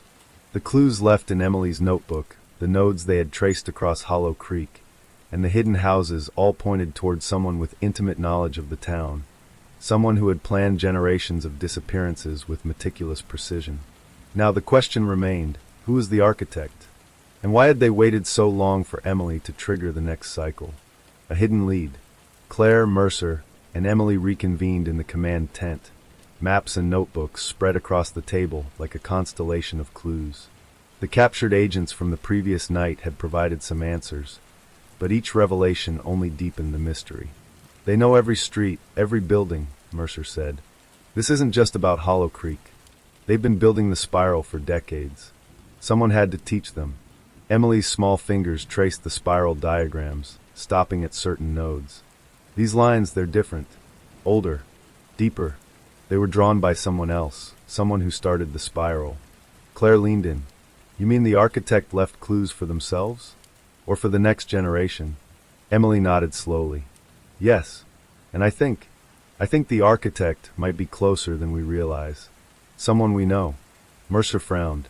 Closer? You mean in town? Here. Emily's eyes were wide, almost fearful. Yes, someone who's been watching the spirals for years, someone who blends in, who pretends to be ordinary. Connecting the dots, Claire began to sift through decades of town records, property deeds, and old photographs. One name kept appearing, Evelyn Marsh, a local historian and librarian. Evelyn had lived in Hollow Creek all her life, meticulously documenting its history, collecting diaries, letters, and journals that mentioned disappearances. Her work had always seemed obsessive but harmless, until now. Mercer ran a background check. Evelyn had no criminal record, no history of violence. But every historical anomaly in Hollow Creek seemed to lead back to her. She had access to archives, knew the town's layout intimately, and her family had lived in Hollow Creek for generations. Claire's pulse quickened. She's the only one who could have orchestrated this from the shadows, while remaining invisible. Her knowledge of the town, her obsession with patterns, it all fits. Emily's eyes filled with fear. The spirals, she drew some of them herself, long ago. And she's been following the others, guiding them, teaching them the pattern, the nodes, everything. Mercer's jaw tightened. Then she's the architect. That explains the precision. That explains how they've been planning for generations. The confrontation plan. Claire knew they needed to confront Evelyn, but they had to be careful. The architect was intelligent, cunning, and had already set traps for anyone who got too close. We can't just walk in, Claire said. She knows we're onto her. If she's the architect, she'll have contingencies, followers, maybe even more traps. Mercer nodded. We set up a perimeter. No one leaves. Every exit, every alley, every path she could use, we cover it. Then we lure her out. Emily clutched her notebook. The spirals, they can guide us. I can read them, predict her moves. Claire took her hand. Then we do it together. We follow the spiral to its center. Tracking Evelyn. The team moved cautiously, using Emily's notebook to predict Evelyn's movements. The spirals indicated that she would attempt to manipulate events from her home, a large, weathered house on the outskirts of town, surrounded by trees that hid it from casual view. As they approached, Mercer noticed subtle signs of preparation. Broken branches along the path, footprints leading away from windows, and faint chalk symbols etched into the stone fence. She's expecting us, Mercer muttered, and she's prepared for a fight. Emily's face was pale but determined. The spiral is guiding her, but it also guides us. Follow the nodes, stay on the lines. Claire nodded, taking a deep breath. Then let's end this. Tonight, we find the architect. Inside the house. They entered the house cautiously, flashlights cutting through the darkness. The interior was meticulously organized. Bookshelves lined the walls, filled with historical texts, journals, and old notebooks. Spirals, symbols, and annotations were etched into the floors, walls, and ceiling. A maze of patterns designed to control movement and perception. In the center of the main room stood Evelyn Marsh. She was older than they expected, with sharp eyes and a calm demeanor that belied the darkness they now knew she commanded. She held a notebook identical to Emily's. "You've been following the spirals," Evelyn said softly, her gaze fixed on Emily. "Curious little girl, gifted. You see what others cannot. But it's dangerous to look too closely." Emily stepped forward. "You're the architect. You've been orchestrating this for generations. You've manipulated the town, the children, the patterns." Evelyn smiled, faint and cold. "Orchestrating? No. Guiding. Preserving. The spiral is eternal. The cycle must continue, or chaos will follow. You cannot understand its purpose yet." Mercer raised his gun. "It ends tonight. No more children. No more disappearances." Evelyn tilted her head. "And if I refuse, do you have the power to stop it?" "To stop me?" Claire stepped forward, voice steady. "Yes. We've unraveled your nodes, your network, your traps. We know the pattern, and we know the next strike. It ends tonight, whether you like it or not." The architect's revelation. Evelyn sighed, setting her notebook down. "You think this began with me? No. I am merely a continuation. The spiral existed long before my time. My ancestors, they started it. I was chosen to maintain it. And now, little girl, you have awakened it too." Emily's eyes filled with tears. "I'm not part of it. I want to stop it." "You see only one layer," Evelyn said, stepping closer. "The spiral is life, death, time, and fate intertwined. The children, the disappearances, they are part of a cycle that preserves balance. Interfering, you risk breaking the flow entirely." Claire's hand tightened around her notebook. "Balance? You've stolen lives. You've terrorized generations. That's not balance. That's control." Evelyn's eyes hardened. "Control, perception, guidance. Call it what you will. I am its keeper, and if you truly wish to stop it, you must break the spiral at its center. The first real battle. Suddenly, the house seemed to shift. Shadows elongated unnaturally, walls creaking as if alive. Evelyn moved with a speed that belied her age, slashing at Claire with a hidden blade she had concealed. Mercer intercepted her, grappling and forcing her backward. Emily, guided by the spirals, pointed to a pattern on the floor. The nodes. Step on the lines. Follow the spiral. Claire and Mercer moved carefully, stepping along the spirals while keeping Evelyn at bay. Each step seemed to resonate through the floorboards, activating mechanisms hidden beneath the house. Panels slid open, revealing tunnels, traps, and hidden rooms filled with evidence of decades of orchestrated disappearances. Evelyn snarled, realizing the threat. You think you can unravel the spiral without consequence? Foolish children. Emily's small voice rang out. I'm not a child. I see it now. The spiral ends here. With one final, coordinated push, Claire and Mercer forced Evelyn into a hidden room lined with mirrors, symbols, and spiral diagrams. The architect was cornered, the nodes and patterns disrupted by Emily's insight. The revelation of the true mastermind. As the dust settled, Claire examined the room. Every spiral, every symbol, every annotation traced back to Evelyn, but also revealed another layer. There were symbols predating her, notes in handwriting that predated the 1930s, instructions that hinted at someone older, someone still alive. Evelyn isn't the origin, Claire whispered. She's a caretaker. Someone started this spiral long before her.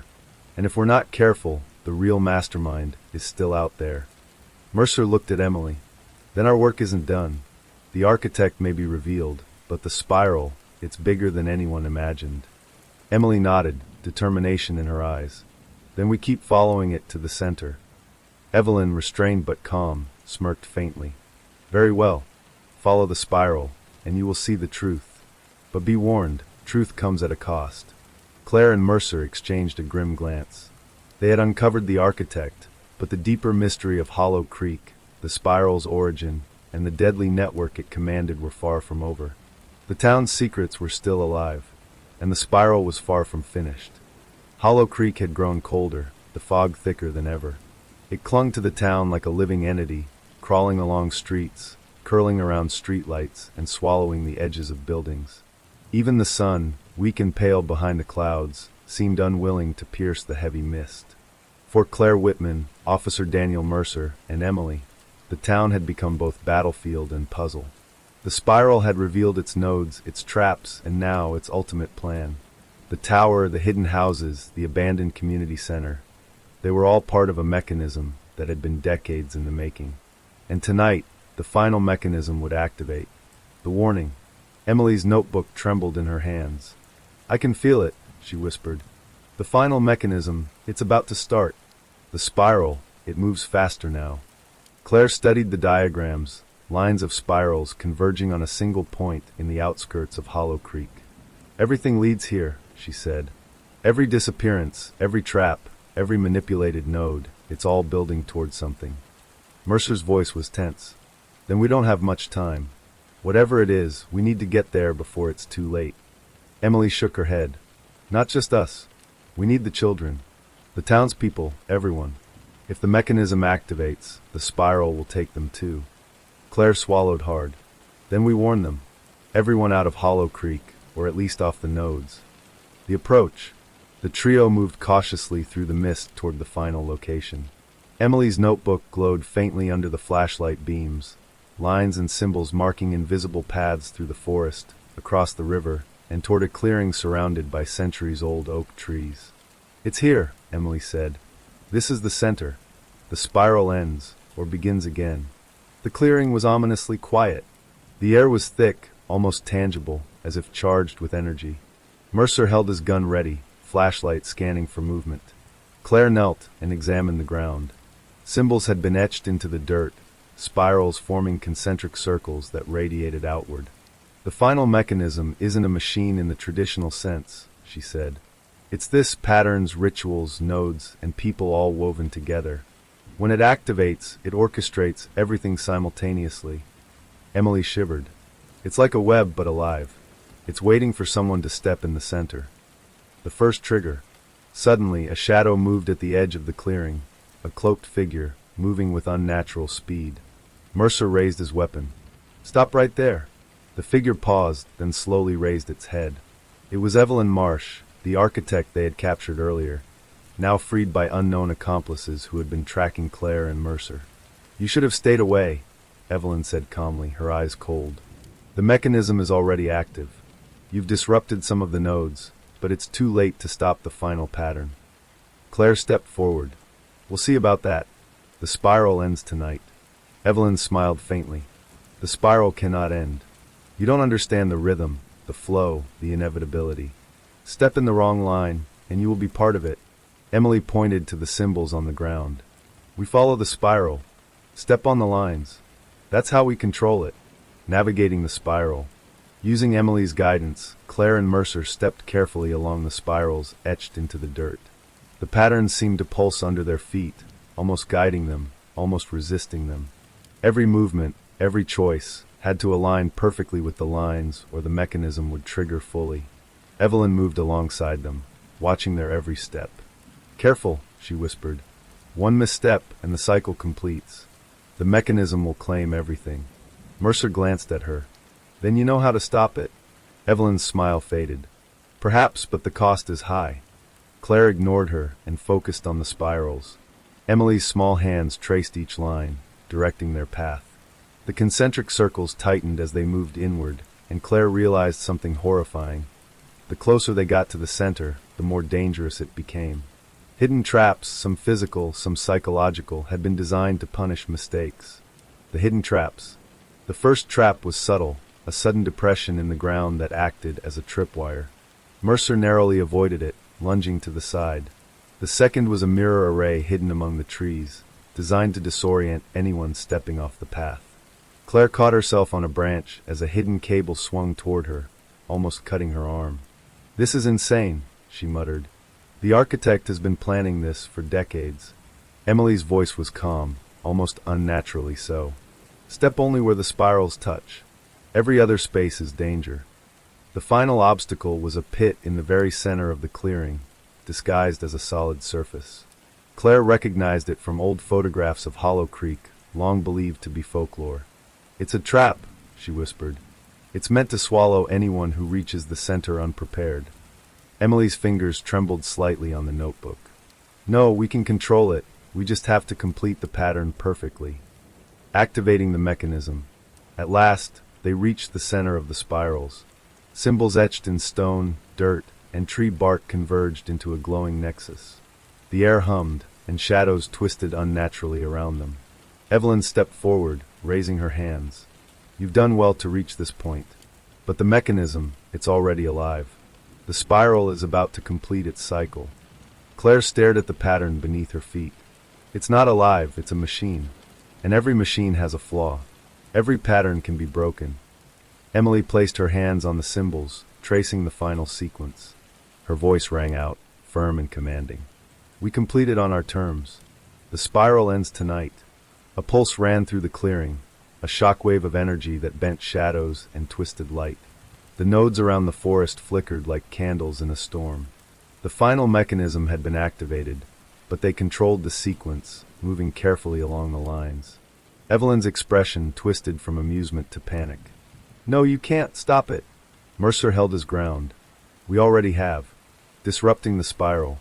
Claire and Emily worked in tandem, following the spiral's instructions precisely. Emily traced patterns with her hands while Claire reinforced the nodes with physical markers, sticks, stones, and chalk.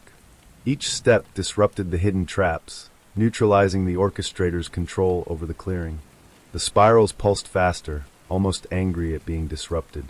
The fog thickened, voices whispered in the mist, and shadows surged toward them. "Almost there," Emily whispered, guiding them along the final lines. "One more step, one more line, the center." Claire and Mercer moved together, stepping into the very heart of the spiral. The pulse of the mechanism hit them, a force that threatened to throw them off balance, but Emily's focus held it steady. The spirals converged, and then silence. The shadows recoiled. The air cleared. The pulse vanished. Evelyn fell to her knees, staring in disbelief. Impossible, the cycle broken. Emily's small hand remained steady on the notebook. It's over, she said simply. The spiral ends. Hollow Creek is free. Aftermath of the mechanism. The clearing was quiet now, the mist dissipating. Claire and Mercer helped Emily to her feet, looking at the spiral patterns etched into the dirt. They had dismantled the orchestrator's machine, disrupted the nodes, and neutralized the traps. Evelyn, restrained and defeated, glared at them. You may have stopped this cycle, but the spiral, it will return. Others will rise to continue it. Claire met her gaze evenly. Then we'll be ready. Hollow Creek won't fall silent again. Mercer nodded. We've broken the network, neutralized the traps, and protected the town. For now, that's enough. Emily looked around at the clearing, the surviving nodes, and the remnants of the spiral. It feels lighter, she whispered. Like something that's been holding the town in place for decades is finally gone. Claire put a hand on her shoulder. It's gone because you saw it, Emily. You read the pattern. And you helped us break it. Mercer added, the spiral may have started generations ago, but tonight, it ends with us. A town freed. As dawn broke over Hollow Creek, the fog lifted entirely. Birds returned to the trees, the wind softened, and the town seemed to breathe again. The nodes were dismantled, the hidden houses exposed, and the orchestrator's influence disrupted. Claire and Mercer looked over the town from a hilltop, Emily between them. Hollow Creek was alive, but no longer trapped in a cycle of fear and disappearance. Emily's notebook, once filled with spirals and danger, now lay open with blank pages. The patterns had been broken, but the knowledge remained, a tool to prevent future cycles. Claire exhaled slowly. It's over for now. The final mechanism is stopped. Mercer nodded. And Hollow Creek finally has a chance to heal. Emily smiled faintly. The spiral is over. We made sure of it. Somewhere, in the shadows beyond the town, faint remnants of the spiral still lingered. But the machine that had haunted generations of Hollow Creek was no longer in control. The town had survived the architect's ultimate plan, and for the first time in decades, the cycle was broken. The night after the final mechanism was dismantled, Hollow Creek was eerily silent. The fog that had haunted the town for weeks had thinned, retreating into the distant woods, leaving the streets cold and still. For Claire Whitman, Officer Daniel Mercer, and Emily, that silence was deceptive. They knew the spiral's influence might have been broken, but the network that sustained it was not completely gone. Someone, or some group, had survived. They had watched the disruption from the shadows, and now, with the orchestrator's authority in question, the remaining followers were desperate. The collapse of the spiral's control would not come quietly. The first signs. It began subtly. Traffic lights blinked erratically. Dogs barked wildly. Faint whispers seemed to echo through the streets, though no one was there. Claire stood at the command tent, staring at the map, feeling the pulse of the town like a heartbeat. They're moving, she said. The network hasn't completely dissolved. The spiral may be broken, but the people sustaining it are still active. Mercer checked his radio. Reports of trespassers, shadowy figures near the creek, and several alarms triggered in abandoned buildings. They're regrouping, probably to reclaim control. Emily's small hands trembled slightly as she clutched her notebook. The spiral, it's reacting. They're trying to restart it. If they succeed, everything we've done could unravel. Claire's jaw tightened. Then we stop them, before it's too late. Hollow Creek on edge.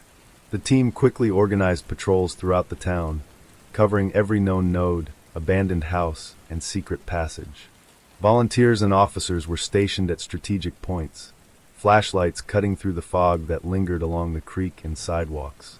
Claire and Mercer moved in tandem, coordinating via radio.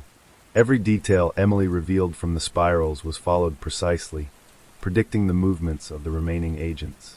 Suddenly, a series of screams echoed from the east end of town, the old school playground, one of the spiral's key nodes. Mercer grabbed his flashlight, racing toward the sound. Emily, Claire shouted, we need your guidance. Every line, every path, what do we do? Emily spread her notebook open, tracing lines with her finger. The spiral is collapsing in that area. Follow the path exactly, don't deviate, or the traps will activate. The playground trap. When they arrived, the scene was chaotic. Shadows moved faster than the eye could follow. Children's swings creaked despite no wind, and broken glass littered the ground. Mercer ducked just as a cable, rigged as a trip line, swung toward his face. Claire saw Evelyn's followers. 2 of the captured agents had escaped, returning to salvage the spiral's remnants. They wielded improvised weapons and moved with unnatural speed, orchestrating the collapse to reclaim control of the town. "Step on the lines," Emily shouted, pointing to the spirals etched faintly into the dirt. Claire followed Emily's guidance precisely, each footfall neutralizing invisible triggers. Mercer tackled one of the agents, while Emily pulled another child from the middle of the chaos. The town itself seemed to tremble, the spiral's influence pulsing through the ground like a heartbeat gone mad. Mercer pinned the agent to the ground. "It's over. Stand down." The agent snarled, twisting with unnatural strength, but Mercer held firm. Claire and Emily moved the children to safety, making sure every node in the playground was secured. The spiral reacts. Even as the agents were captured, Emily's fingers traced the notebook frantically. "The spiral is unstable. It's collapsing inward. If we don't act quickly, the mechanism could explode, physically, not just symbolically." Claire frowned. "Explode?" Emily nodded. "The final mechanism was more than symbolic. It's tied to hidden devices in the town, energy sources hidden at each node. If the collapse continues unchecked, it could destroy buildings, bridges, even the creek area. We have to finish this." Mercer's eyes widened. "Then we need to reach the center again. The clearing, the nexus of the spiral." Racing to the clearing. The trio moved fast, guided by Emily's notebook. The fog swirled violently now, twisting and forming almost tangible shapes around them. Shadows elongated unnaturally, as if the spiral itself was resisting their advance. Every step toward the clearing revealed new traps. Rotting branches had been sharpened into spikes, false floors threatened to collapse, and hidden cables swung across their path. Mercer defused a trap just in time, while Claire directed Emily along the safe lines of the spirals. "We can't afford mistakes," Claire muttered. "Every misstep strengthens the spiral's influence." Emily's voice was steady despite the fear in her eyes. "We're almost there. One more node, one more line, the clearing." The confrontation. When they reached the clearing, they were met with chaos. Fog had thickened to a near-solid wall, twisting around the ancient oak trees. Hidden followers of the architect had gathered, attempting to reignite the spiral by activating the nodes with a new cycle. Evelyn herself was there, her calm demeanor gone, replaced by desperation. "You think you can stop this?" she shouted. "The spiral cannot be destroyed. It lives beyond you." Claire stepped forward. "The spiral ends tonight." Emily raised her notebook. "We know the paths, the lines, the nodes. We control it now." Mercer moved alongside them, covering their flanks. "Anyone who tries to interfere dies here." Breaking the nodes. Using Emily's guidance, they moved from node to node, deactivating hidden mechanisms, cables, tripwires, and even small explosive charges rigged under boards and trees. Each step followed the spiral exactly, neutralizing the traps as they progressed. Evelyn tried to interfere, moving quickly, using her knowledge of the nodes to attempt to trap them again. Mercer intercepted, grappling her while Claire and Emily finished disrupting the final nodes. "Step here," Emily shouted. "Now Claire." Claire stepped precisely on the line marked in the notebook. A pulse ran through the clearing, more controlled than the earlier chaotic collapse. The shadows twisted violently, and then began to dissipate. Mercer shouted, holding Evelyn down. "It's done. The spiral's influence is gone." Evelyn's face twisted in disbelief. "Impossible. You can't. The cycle." Emily shook her head. "The cycle ends because we control the spiral now. Not you." The town saved. As the fog cleared, the remaining agents were apprehended. The town, once suffused with the spiral's unnatural influence, felt lighter, almost alive in a new way. Birds returned to the trees, the creek sparkled in the first sunlight of the morning, and the residents, many of whom had been unknowingly caught in the spiral, emerged from their homes, safe at last. Claire and Mercer helped Emily down from the clearing, looking over the town. Hollow Creek had survived. Emily smiled faintly, holding her notebook. "It's over. The spiral can't hurt anyone anymore." Claire hugged her lightly. "You were the key, Emily. Your understanding, your courage, it saved the town." Mercer glanced toward the horizon, watching the sun rise over Hollow Creek. "We faced the architect, dismantled the nodes, and disrupted the final mechanism. The spiral's power is gone for now." Emily nodded. "We've broken the cycle, and we've made sure it won't happen again." A fragile peace. The town was safe, but Claire, Mercer, and Emily knew the memory of the spiral would linger. The architect had been defeated, the nodes dismantled, and the final mechanism neutralized. But the legacy of decades of manipulation and terror had left its mark. Hollow Creek's residents would need time to heal, and the trio would need to remain vigilant in case anyone attempted to rebuild the spiral. Claire looked at the clearing, now bathed in sunlight. "The collapse is over, but the lessons remain. We know how the spiral worked, and we know how to stop it if it ever rises again." Mercer placed a hand on Emily's shoulder. "You've done more than anyone could imagine. Hollow Creek owes you its life." Emily smiled faintly, looking around at the trees, the creek, and the now empty nodes. "It feels lighter, like something terrible has finally been lifted." Claire nodded. "It has, and we've seen the true cost of the spiral, how far people will go to maintain it, and how careful we must be to prevent it from ever returning." The town had survived the collapse. The spiral had been broken, but the echoes of its deadly patterns would linger in Hollow Creek, a reminder of the architect's cunning and the power of generations-old secrets.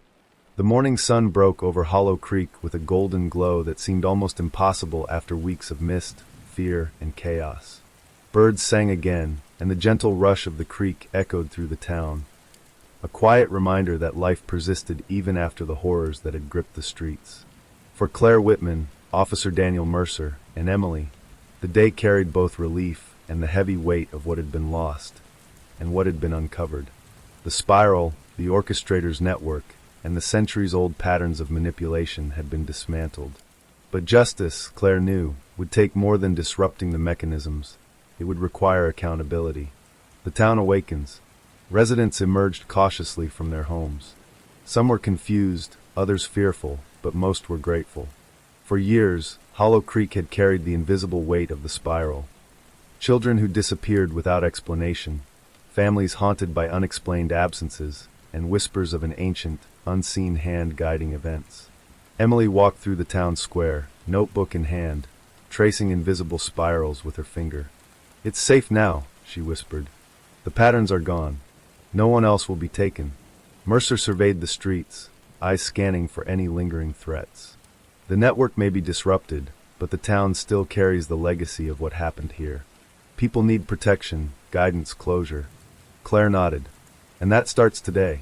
We make sure Hollow Creek remembers what the spiral was, and how it ended. We honor the victims, the arrests. The remaining followers of the architect were rounded up. Some were complicit knowingly. Others had been coerced, manipulated, or deceived into participating. Each was carefully interrogated, the full scope of the spiral laid bare. Evelyn Marsh, the architect, remained at the center of it all. She had been restrained, but her composure was unwavering. "You think this ends with me?" she said quietly during her interrogation. "The spiral has always existed. You may have stopped it for now, but it will return." Claire leaned forward, voice firm. "Not while we're here. You manipulated generations of children, controlled a town, and instilled fear for decades. That ends with you. You'll answer for every life you've taken and every family you've destroyed." Evelyn's eyes narrowed, but she said nothing. Her silence was a concession of defeat. Mercer placed her in a waiting transport, ensuring she would be held accountable and brought to trial, unraveling the spiral's legacy. The town worked with investigators to dismantle the remaining nodes. Abandoned houses were secured or demolished. Hidden tunnels and rooms were exposed. Symbols etched into walls and floors were documented and destroyed. Claire oversaw the process, ensuring no trace of the spiral remained. "We have to make sure the town is safe," she said. "Every mechanism, every trap, every hidden line of influence gone. Hollow Creek deserves a future without fear." Emily helped by cross-referencing her notebook with old town records. "Some of the patterns go back decades, even centuries," she said softly.